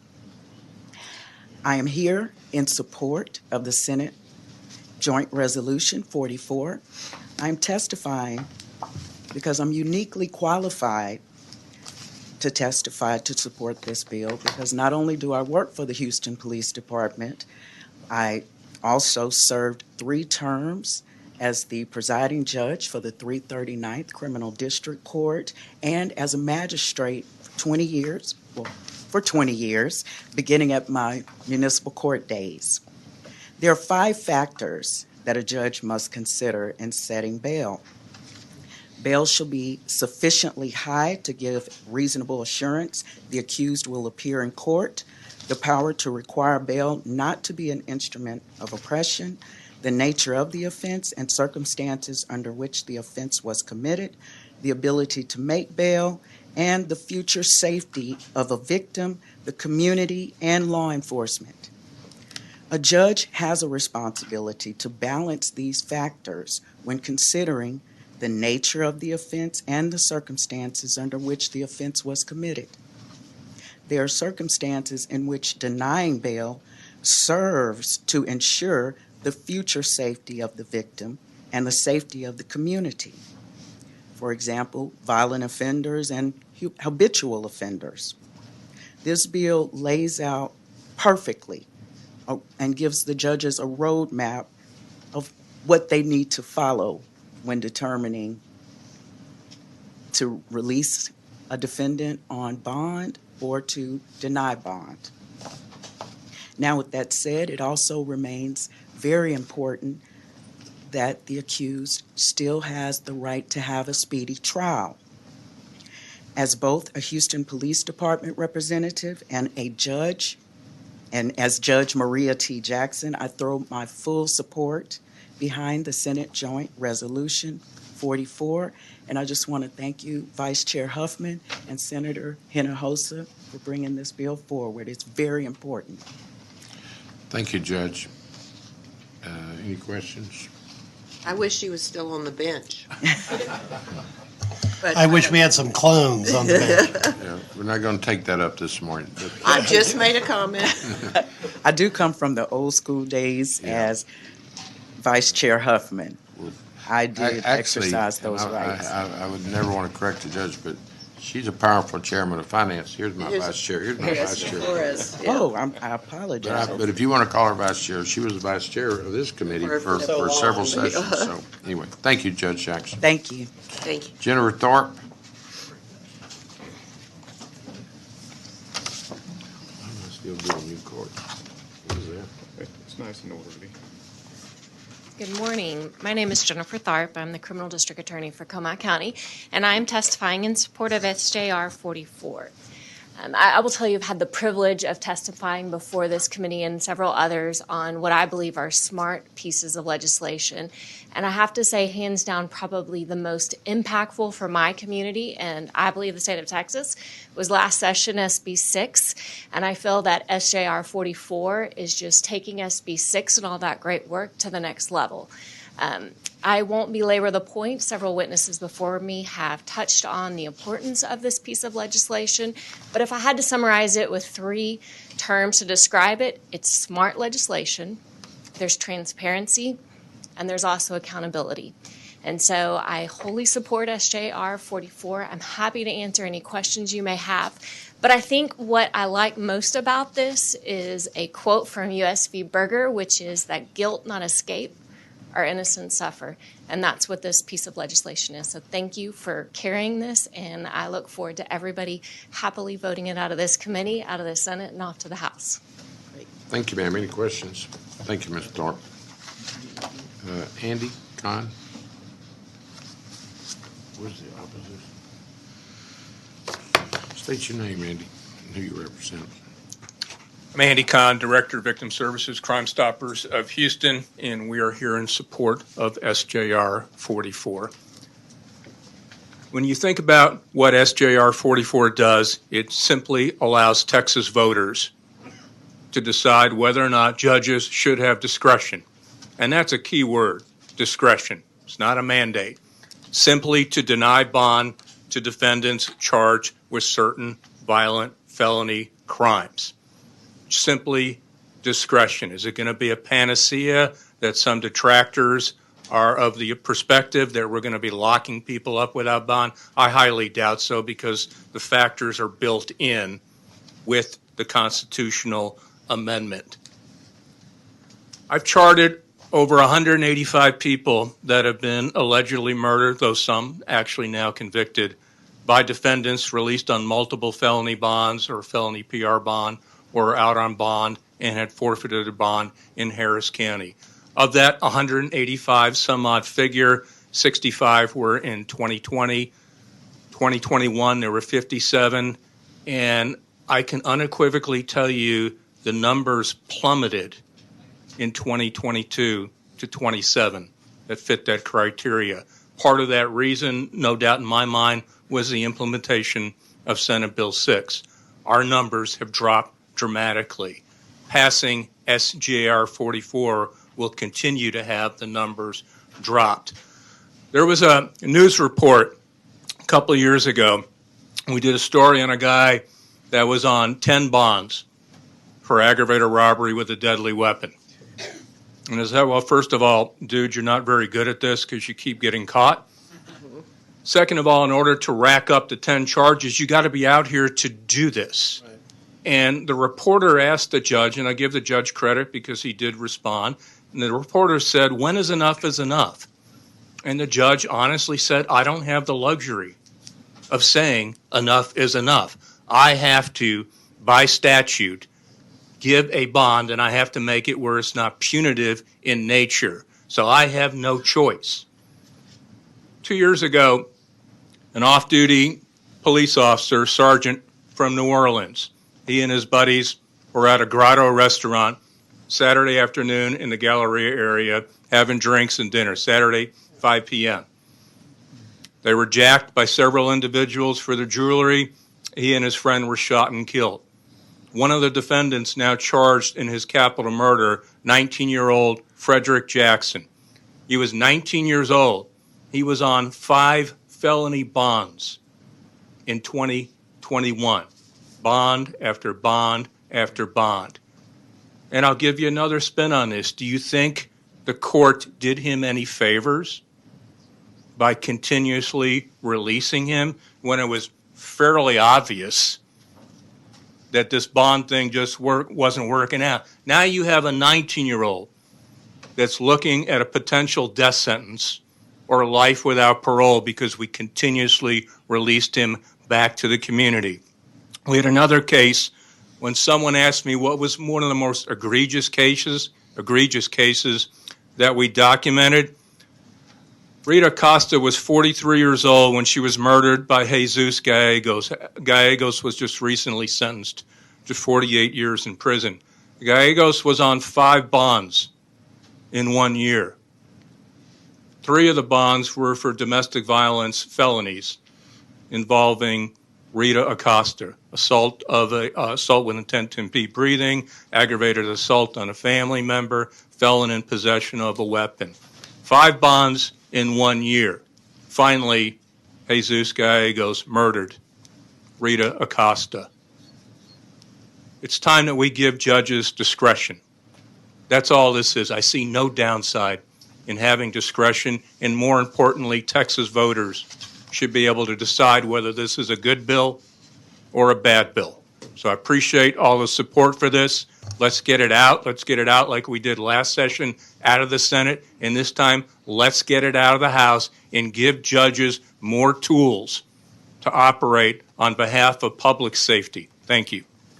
Senator Bettencourt. Thank you, Mr. Chairman. Andy, I think this is a very important point because I got introduced this to what you just said about domestic violence with the case of Caitlin Rose Enfinger.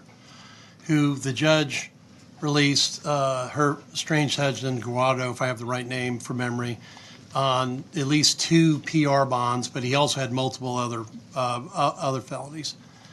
And the second time he released that the estranged husband, he had just come from chloroforming her cat and beating her up.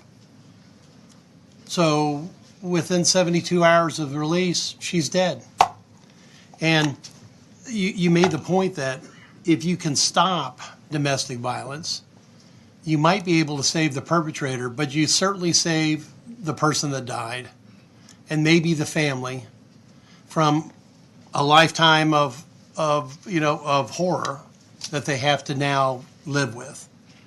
And I think this is a very important point that Senator Huffman's bill recognizes, is you have to stop this before people die. And why we're having to have a debate, quite frankly, in the House about this, I'm astonished on that, because when you see these cases, and especially the one you said about domestic violence, I mean, the pattern is there, the escalation is inevitable in some of these cases, and the only way to stop it is to keep that person from being able to have access to the person they've intended harm to in their own family. True?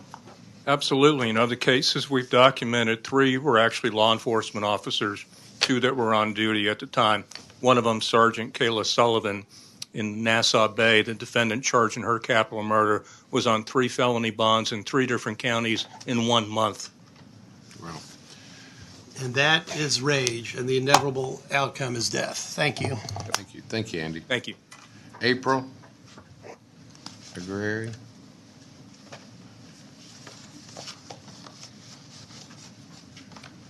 April, try to keep it to about 2 minutes if you can, please. Thank you for having us again. So basically what this does is this gives our judges to deal with the worst of the worst criminals.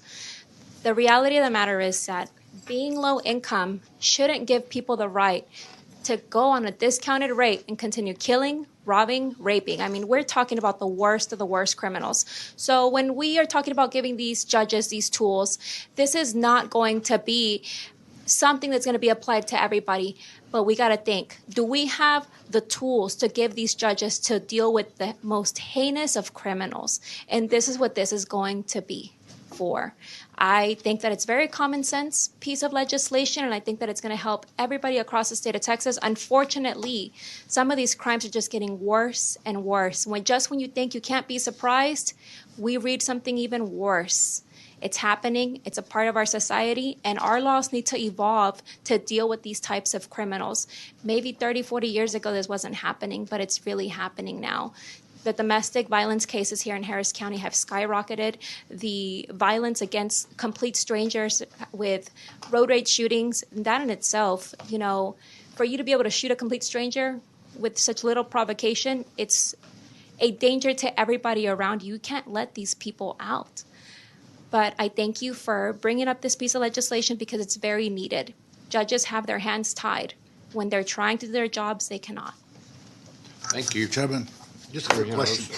I think you made a very good point in that it shouldn't make a difference whether you're rich or poor. No. And I know that our arguments against this bill by people that say, well, it's going to impact in a negative way if you're poor and you cannot afford bail. Yes. And my response is, it does make a difference. You committed a crime, you committed a crime. Yes. And the focus ought to be on protecting the public and the victims, and not necessarily focus on whether the accused is poor or rich. Absolutely. And usually the victims are of low income, so you have 2 low income groups that are being affected. And just like in our family, this family didn't have the money to bury Arlene. The money was donated by the community. So victims can't afford those medical bills that are imposed on them, and victims can't afford burials. The majority of victims have to cremate their loved ones because they can't afford a funeral. Thank you for your testimony. Thank you. Mr. Chairman. Thank y'all for traveling. We have several witnesses have signed up in opposition. Jaslet Griffin Lee.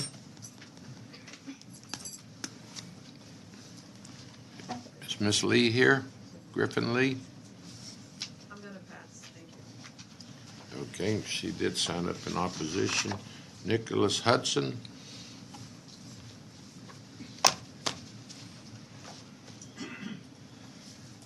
Mr. Hudson, state your name and who you represent. Good morning, Chairman and members, and I'm unfortunately here, Senators Hinojosa and Senator Huffman, to testify against SJR 44. Our country's made important promises in our Constitution and laws about what justice is supposed to look like. Excuse me, did you say who you're representing? The ACLU of Texas. Okay, sorry. All of us are entitled to a presumption of innocence under the law and a fundamental right to pretrial liberty. And even if we're accused of something very serious, we're entitled to those sorts of rights. And given these fundamental rights, any denial of a person's freedom before trial has to follow a very fair process that follows certain requirements. And you can only deny people's bail after for very good reasons. And intentional pretrial detention is only allowed in America when facts and circumstances about an individual defendant show a clear and convincing evidence of an extreme, unmanageable risk of either fleeing prosecution or committing a serious or violent crime. I want to acknowledge that you'll have a difficult task ahead. I think that balancing a defendant's liberty with public safety, those are important tasks and they're difficult. Let me interrupt you. What about the repeat offenders? I mean, how many strikes do you allow somebody to have? You've heard the horror stories of people getting bond after bond after bond, and then the last time they're out on bond, they go and commit a violent offense. So what do you do with that person? Well, there are currently some provisions in the Constitution to allow if you're accused of multiple felony offenses. In Texas, our Constitution says you're entitled to a bond with about half a dozen exceptions. Denial. And as someone kept emphasizing, Andy Kahn saying, it's just giving the judge discretion to do a risk assessment. And there's actually a hearing on behalf of that defendant. Yeah, if I could just... I don't know how you, I mean... Yeah. How do you deal with that violent offender that's on the loose on the street? And not 1, 2, 3, 5, and 6 times they get another bond. First of all, I don't know why the first bond's not revoked. You know, when I was a young attorney, they'd be revoked and held and go to trial. So we got a broken system. Wouldn't you agree? Yes, sir. I don't think anyone would disagree with it. We've got a broken pretrial system, and we need to make some big So a changes to reasonable protect public approach. safety. Now Senator Huffman has a reasonable approach. Give the person a hearing. If they're determined to be a risk, a danger, they don't get a bond. If I could just say just a moment more about where I think the specific deficiencies are, and I also have written testimony that I've gone into detail on these on, and I've sent them to all of y'all, and I've talked with your offices about them. But it does include a clear and convincing standard of evidence. It does include least restrictive conditions, both legally required. When I carried this years ago, we couldn't get the least bond. So she's even been more reasonable than I was a few years ago. Well, I think that there are other ways that it's insufficient, and I want to just describe what the consequence of this would allow. As written, it says we are okay with allowing innocent Texans to be jailed for months or years, pending a trial of allegations legally presumed to be untrue, if a judge is satisfied that somebody might miss even a single court date, or might commit even a minor crime indirectly connected to public safety at any point in the future. Our concern is about overbroad pretrial detention, and that's why we wanted to come and talk to y'all today. And we've gone into detail in our testimony, and happy to answer any questions, but I want to acknowledge this is a difficult subject. And that It's not really difficult after you've heard these horror stories from 5 and 6 bonds, and someone goes kills an officer from New Orleans. It's not a tough call, particularly with the safeguards that Senator Huffman's included. So anyway, we appreciate it. We know you got a job to do, but I'd rather have my job than yours this morning. I know, tough crowd. Yeah, Thank you, I appreciate tough crowd. Chris Harris.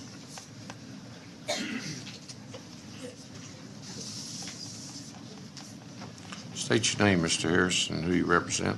Sure. Hi, my name is Chris Harris. I'm the Director of Policy at the Austin Justice Coalition, and I'm here in opposition. When there was an initial hearing about this a couple months ago, I came with a couple gentlemen, one in particular by the name of Cyrus Gray, who was out on bail on a capital. His story, I think, exemplifies the injustice and the fault, the foolishness of this effort.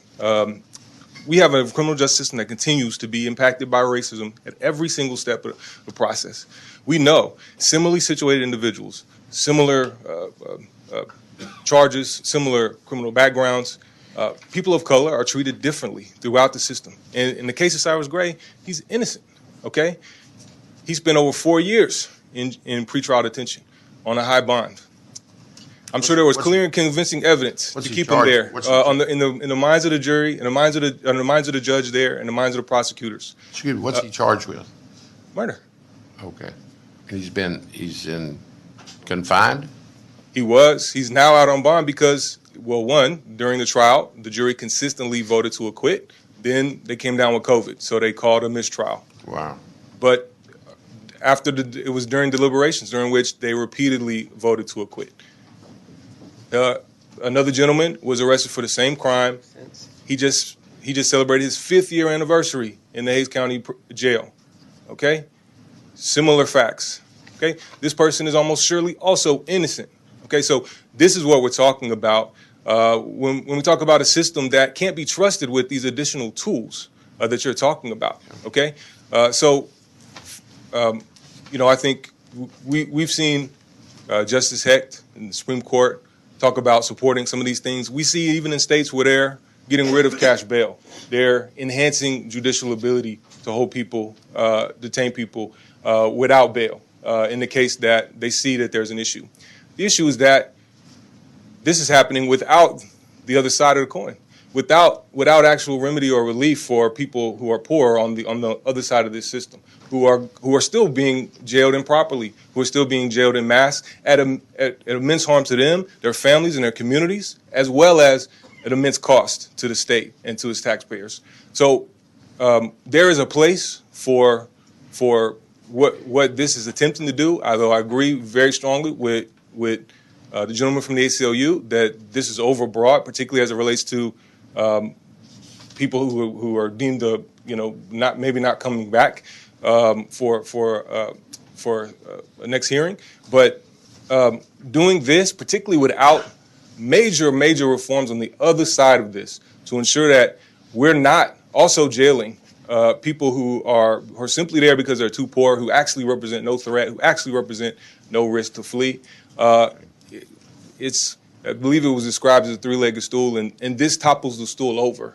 And again, we have a jail system that has major issues. We have, obviously very full jails in many large communities, major costs, and people are dying in those jails. So, those people's lives matter too. And unfortunately, we're not hearing the stories of those folks who are dying in overcrowded jails in our community. So thank you for the time. Thank you for being here. Nathan Farnell? Yeah. Farnell? Yeah.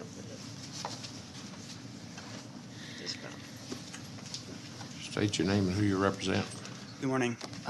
Nathan Fennell. I'm an attorney at the Texas Fair Defense Project. We are unfortunately going to have to oppose SJR 44. I want to talk about two. You say unfortunately you're opposing it. Well, you made that decision. So right. And there are two pieces of this that I want to talk about today that are both protections in SJR 44 that we think don't go far enough. And we would hope that the committee would consider. The first is Senator Betancourt spoke some about the transparency that's built into this and the findings that are in there, and that's really important. We appreciate that. One thing that a lot of folks don't know is that in most parts of Texas, magistration hearings are not open to the public. They're being done in jails where people can't watch the hearing, and so magistrates can't be held accountable for the decisions they're making in the moment. That's true of all bails being set, not just these hearings, but it's particularly important that the public be able to see what magistrates are doing when they're setting bail. Do you support the constitutional amendment if we made it where magistrates' actions are public?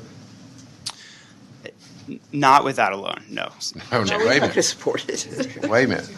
I hear your concern, and I think we're actually going to look at reforms on magistrates. Okay. Because they should be transparent. Actually, need to know who are the magistrates, where they come from, who selects them, what's their qualification. Yes, So Chair. we could reform the magistrate process if that would make a difference to your support for this constitutional amendment. It would make a difference to a lot of things. I don't know that I could say with that alone we could support this constitutional amendment. Okay. I think the second thing that that is important about the provisions in SJR 44 is so again, just to be really clear, the first piece, right, is about the public's being able to attend and view magistration. The second piece is specifically this joint resolution talks about the consideration of failure to appear in court. And as you've heard a little bit of before, failure to appear in court is no doubt inconvenient for judges, and it causes resets, but it's different from flight to avoid prosecution. Most people who miss court actually turn themselves back in later. And there's a difference between someone who misses court one day and someone who is intentionally trying to avoid being prosecuted. And when we're talking about You're not condoning missing court, surely. No, I'm not condoning missing court. It sounds like it.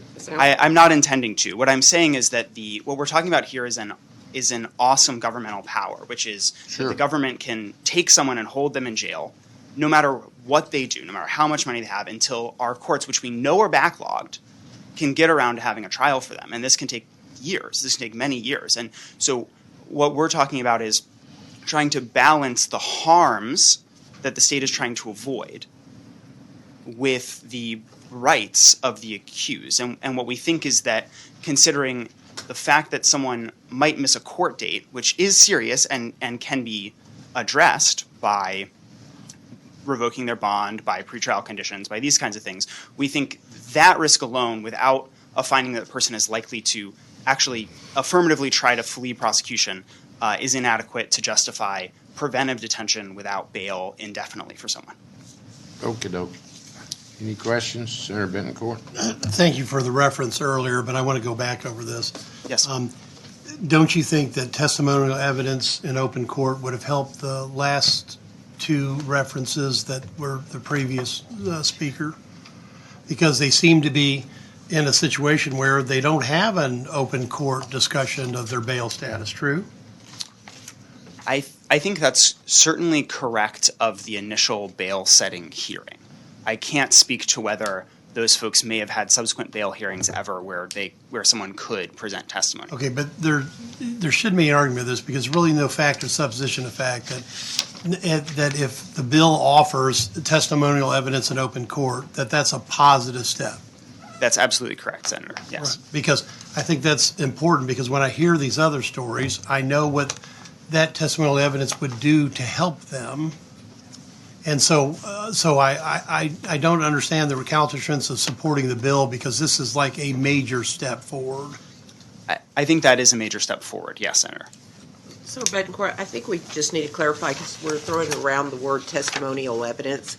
The bill specifically doesn't require testimonial evidence. It does require evidence presented and a written order prepared by the judge. Okay. But it's set up in a way where it could be done through hearsay testimony or something that, as most bond hearings are done now, information is presented to a judge. The judge has all the information that was in SB 6 that's provided about a defendant's, history and background and so forth. So all the factors that they currently have to look at under SB 6, plus any additional information that could be offered by either, the defense lawyer or by the prosecutor.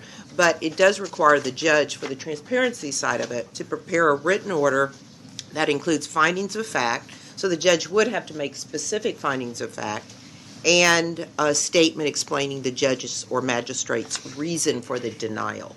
So for the public, they would have access to that document, which would very clearly set out the reasoning and the thought process that the judge had in making their discretionary decision. Yes, and we are appreciative of that and the thoughtfulness that's gone into that. Yeah, okay. Any other questions? If not, thank you. Thank you. David Gonzalez. And I'm going to ask everybody to keep it to about 2 minutes so we can finish before we go into session at 11. Yes, sir. David Gonzalez, the Texas Criminal Defense Lawyers Association, testifying in opposition of the bill. we just categorically oppose any constitutional amendment that denies bail. But we concede that by clear and convincing evidence, it's a very different standard than probable cause for an arrest. It's just if it was like Senator Betancourt's testimonial hearing, then you're right. There's a far greater kind of examining trial as to what are the factors that would then lead someone there. I just think it doesn't require that. It says there's nothing that shall require a hearing in the bill. And second, we're not present at magistration. We're not advocating for low bonds.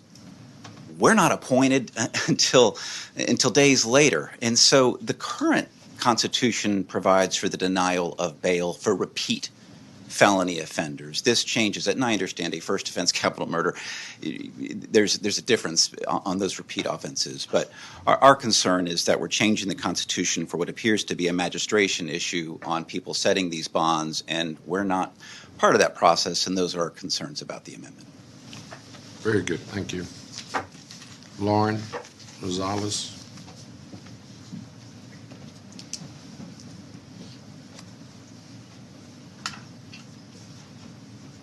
State your name, Ms. Rosales, and who you represent. Lauren Rosales with the Bell Project. Good morning, Chair Whitmire, Vice Chair Flores, and members of the committee. My name is Lauren Rosales, and I'm the Texas Operations Manager for the Bell Project. I appear today in opposition to SJR 44.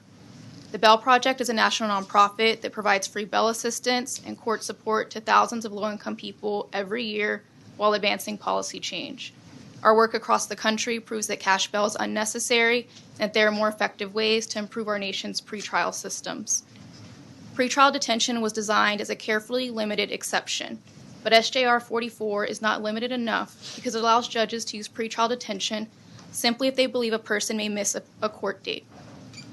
Missed court appearances may be inconvenient, but they are hardly reason enough to keep a person in jail away from their families, jobs, and communities. Most missed court appearances are unintentional. They are not attempts to willfully flee or evade prosecution. Like missed medical appointments, they occur due to sudden illness, inescapable work obligations, travel challenges, childcare responsibilities, and confusion around details like the location or time. Pretrial detention results in more family and caregiver separation, unemployment loss, economic insecurity, housing instability, and worsened health and behavioral health outcomes. This amendment would mean that more Texans would remain locked in jail away for weeks, months, or years without having been convicted of a crime. More Texans will plead guilty, and we're resulting in more unnecessary incarceration. We ask the committee not to subject Texans to these extreme consequences simply to prevent a missed court date, and are here to offer our support to improve public safety by preventing criminal system involvement in the first place. Thank you for your time. Any questions? Thank you for being here. Melissa Martinez? Martinez, I'm sorry. Couldn't read it. State your name and who you represent, please. Sorry. Hi, good evening. I'm here testifying against SJR 44, and I just want to bring up some personal stories. So Matthew Shelton was detained in Harris County because he couldn't pay a $10,000 bond on and out of the country DWI case. He died an entirely preventable death because he didn't get his insulin. His sister said that he had even medicine and needles needed to treat his diabetes, but the jail wouldn't access them. Simon Peter Douglas, who was the first one to die in custody in 2022 in severe emergency psychiatric crisis within 24 hours of being booked in. Evan Lee and Fred Harris, who were both special needs individuals, and Ja'Carri Simmons were murdered in jail. These are people who have been neglected and a continued missed opportunity by legislation that is choosing harm over care. Everyone deserves to be centered and worked at the root of the core for transformative change. A better world is possible. And within that possibility, it's to acknowledge, to not result in frustrations, and to dismiss to continue restricting and contributing to a death and assault machine of the prison industrial complex. An eye for an eye has never worked. It's time to put faith and belief into practice of loving everyone and investing to a path that is nurtured, that is righteous, into a space of professional on these crises and building and repairing to be the best. I'm from Houston, and I'm also a resident at Harris County. And I'm trying to seek an education in mental health and so forth. So I am not only missing my classes or at my job because I'm also low income, but it's because I'm here invested in my communities from both angles. And I am also a survivor of many violences. And I have put the work into practice in seeing the humanity of those that are being subjected to these dehumanizing legislation of incarceration, because I have seen firsthand towards those that have harmed me that they need care, they need to be invested for. And I agree, and I hear the urgency for safety, and I completely agree in that same urgency. But as many have spoken before me, and to my community, safety is a huge priority to me. It's why I'm putting my belief and my faith into practice to oppose these bills, as that will make Texas less safe. And what makes us safe is harm reduction, mental health services, having these investing of these allocated resources for these spaces to grow and nurture. I am calling on y'all to just please go into practice of your faith and beliefs of investing toward others and loving thy neighbors, as said. And let's process and look inwards first by being proactive than reactive, and vote no on SGR 44. Thank you. Thank you, ma'am, for being here. Jaslet, Griffin, Lee, I think I called your name earlier and you chose not to. Griffin Lee? Yes. You pass. Okay, thank you. Anyone else present like to testify? Come forward. Do you fill out a card? Yeah. Excuse me, Senator. The first one I filled out, I put two on it, and I put SJ. No problem. We'll straighten that out when you get there. Go ahead and state your name and who you represent. Thank you so much for your time. My name is Saba Blanding, and I'm from Houston, and I'm speaking for myself against SJR 44. I don't need to reiterate what's already been said or waste anyone's time. I just encourage everyone to consider what actually will help prevent these injustices. Is that okay? No, it's just telling us to come to work. Okay. But we're already working. It's not a fire drill. We're covered right here. We're going to finish up here in a minute. Okay. Well, I just wanted to read something from the CDC. I appreciate y'all bringing up domestic violence, but the truth is what's going to help is not to compromise constitutional rights, but violence interruption efforts. The CDC says all forms of intimate partner violence are preventable. Strategies to promote healthy, respectful, and nonviolent relationships are an important part of prevention. So there's a lot of violence interruption programs that actually stops it at the source, and it doesn't compromise constitutional rights. Thank you so much for your time. No, thank you for being here. Megan Lavoie is a resource witness, Office of Court Administration. Aaron Johnson is neutral. You want to testify? Come down and you got 1 minute. Aaron Johnson, Texas Association Pretrial Services. Again, I want to bring up one item that really just continues to come up, and that is Harris County is not the representative for the entire state. So the things that are occurring in Harris County that people have issues with, that is not what is happening in the rest of the state. I want to state that first. And I have 3 examples of where I think this, I don't have an issue with the proposal because it follows basically federal law. Let us vote on it then, will you? However, there are 3 examples, very distinct examples of current law where things are subjective and are not being done. And I have data to support those things. One is CCP 1406. That is where the law enforcement have the ability, they may, to give out citations in lieu of arresting individuals. That would be a 30% decrease in the amount of people coming to jail. To my knowledge, the counties that I work with, that law has been on the book for 30 years. They've had 0 cite and release, okay? 1622, 17032, the mental health bond process. According to OCA stats, there are many counties that have not issued a personal bond.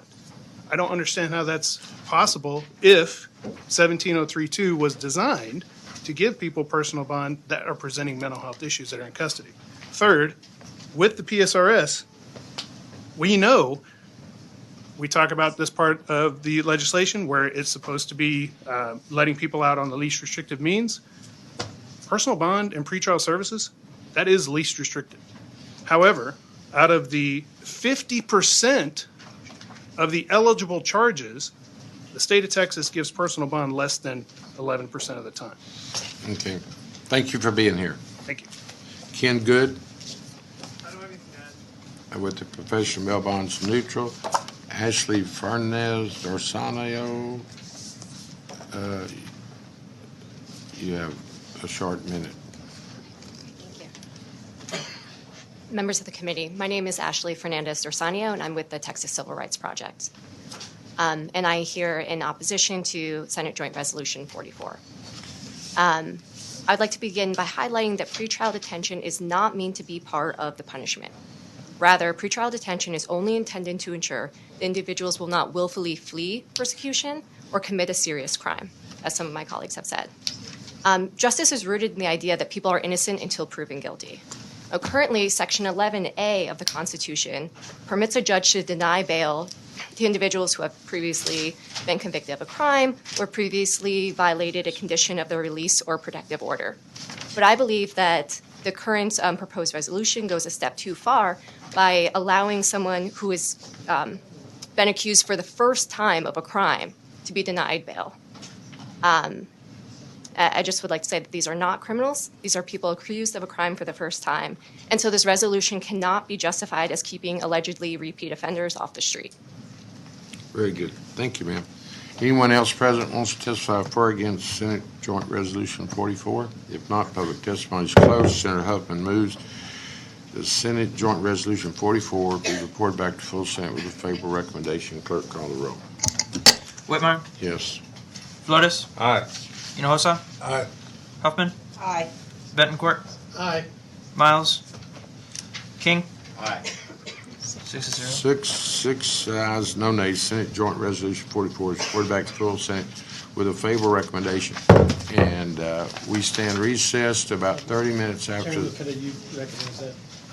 Sure. Is any objections, Senator Betancourt being shown voting aye on Senate Bill 402 and Senate Bill 1004? Chair hears no objection. Let's try to get back around 1:30 about watching the action on the floor, but shoot for 1:30. But if it goes longer, it'll be 30 minutes after the session ends. Thank you all.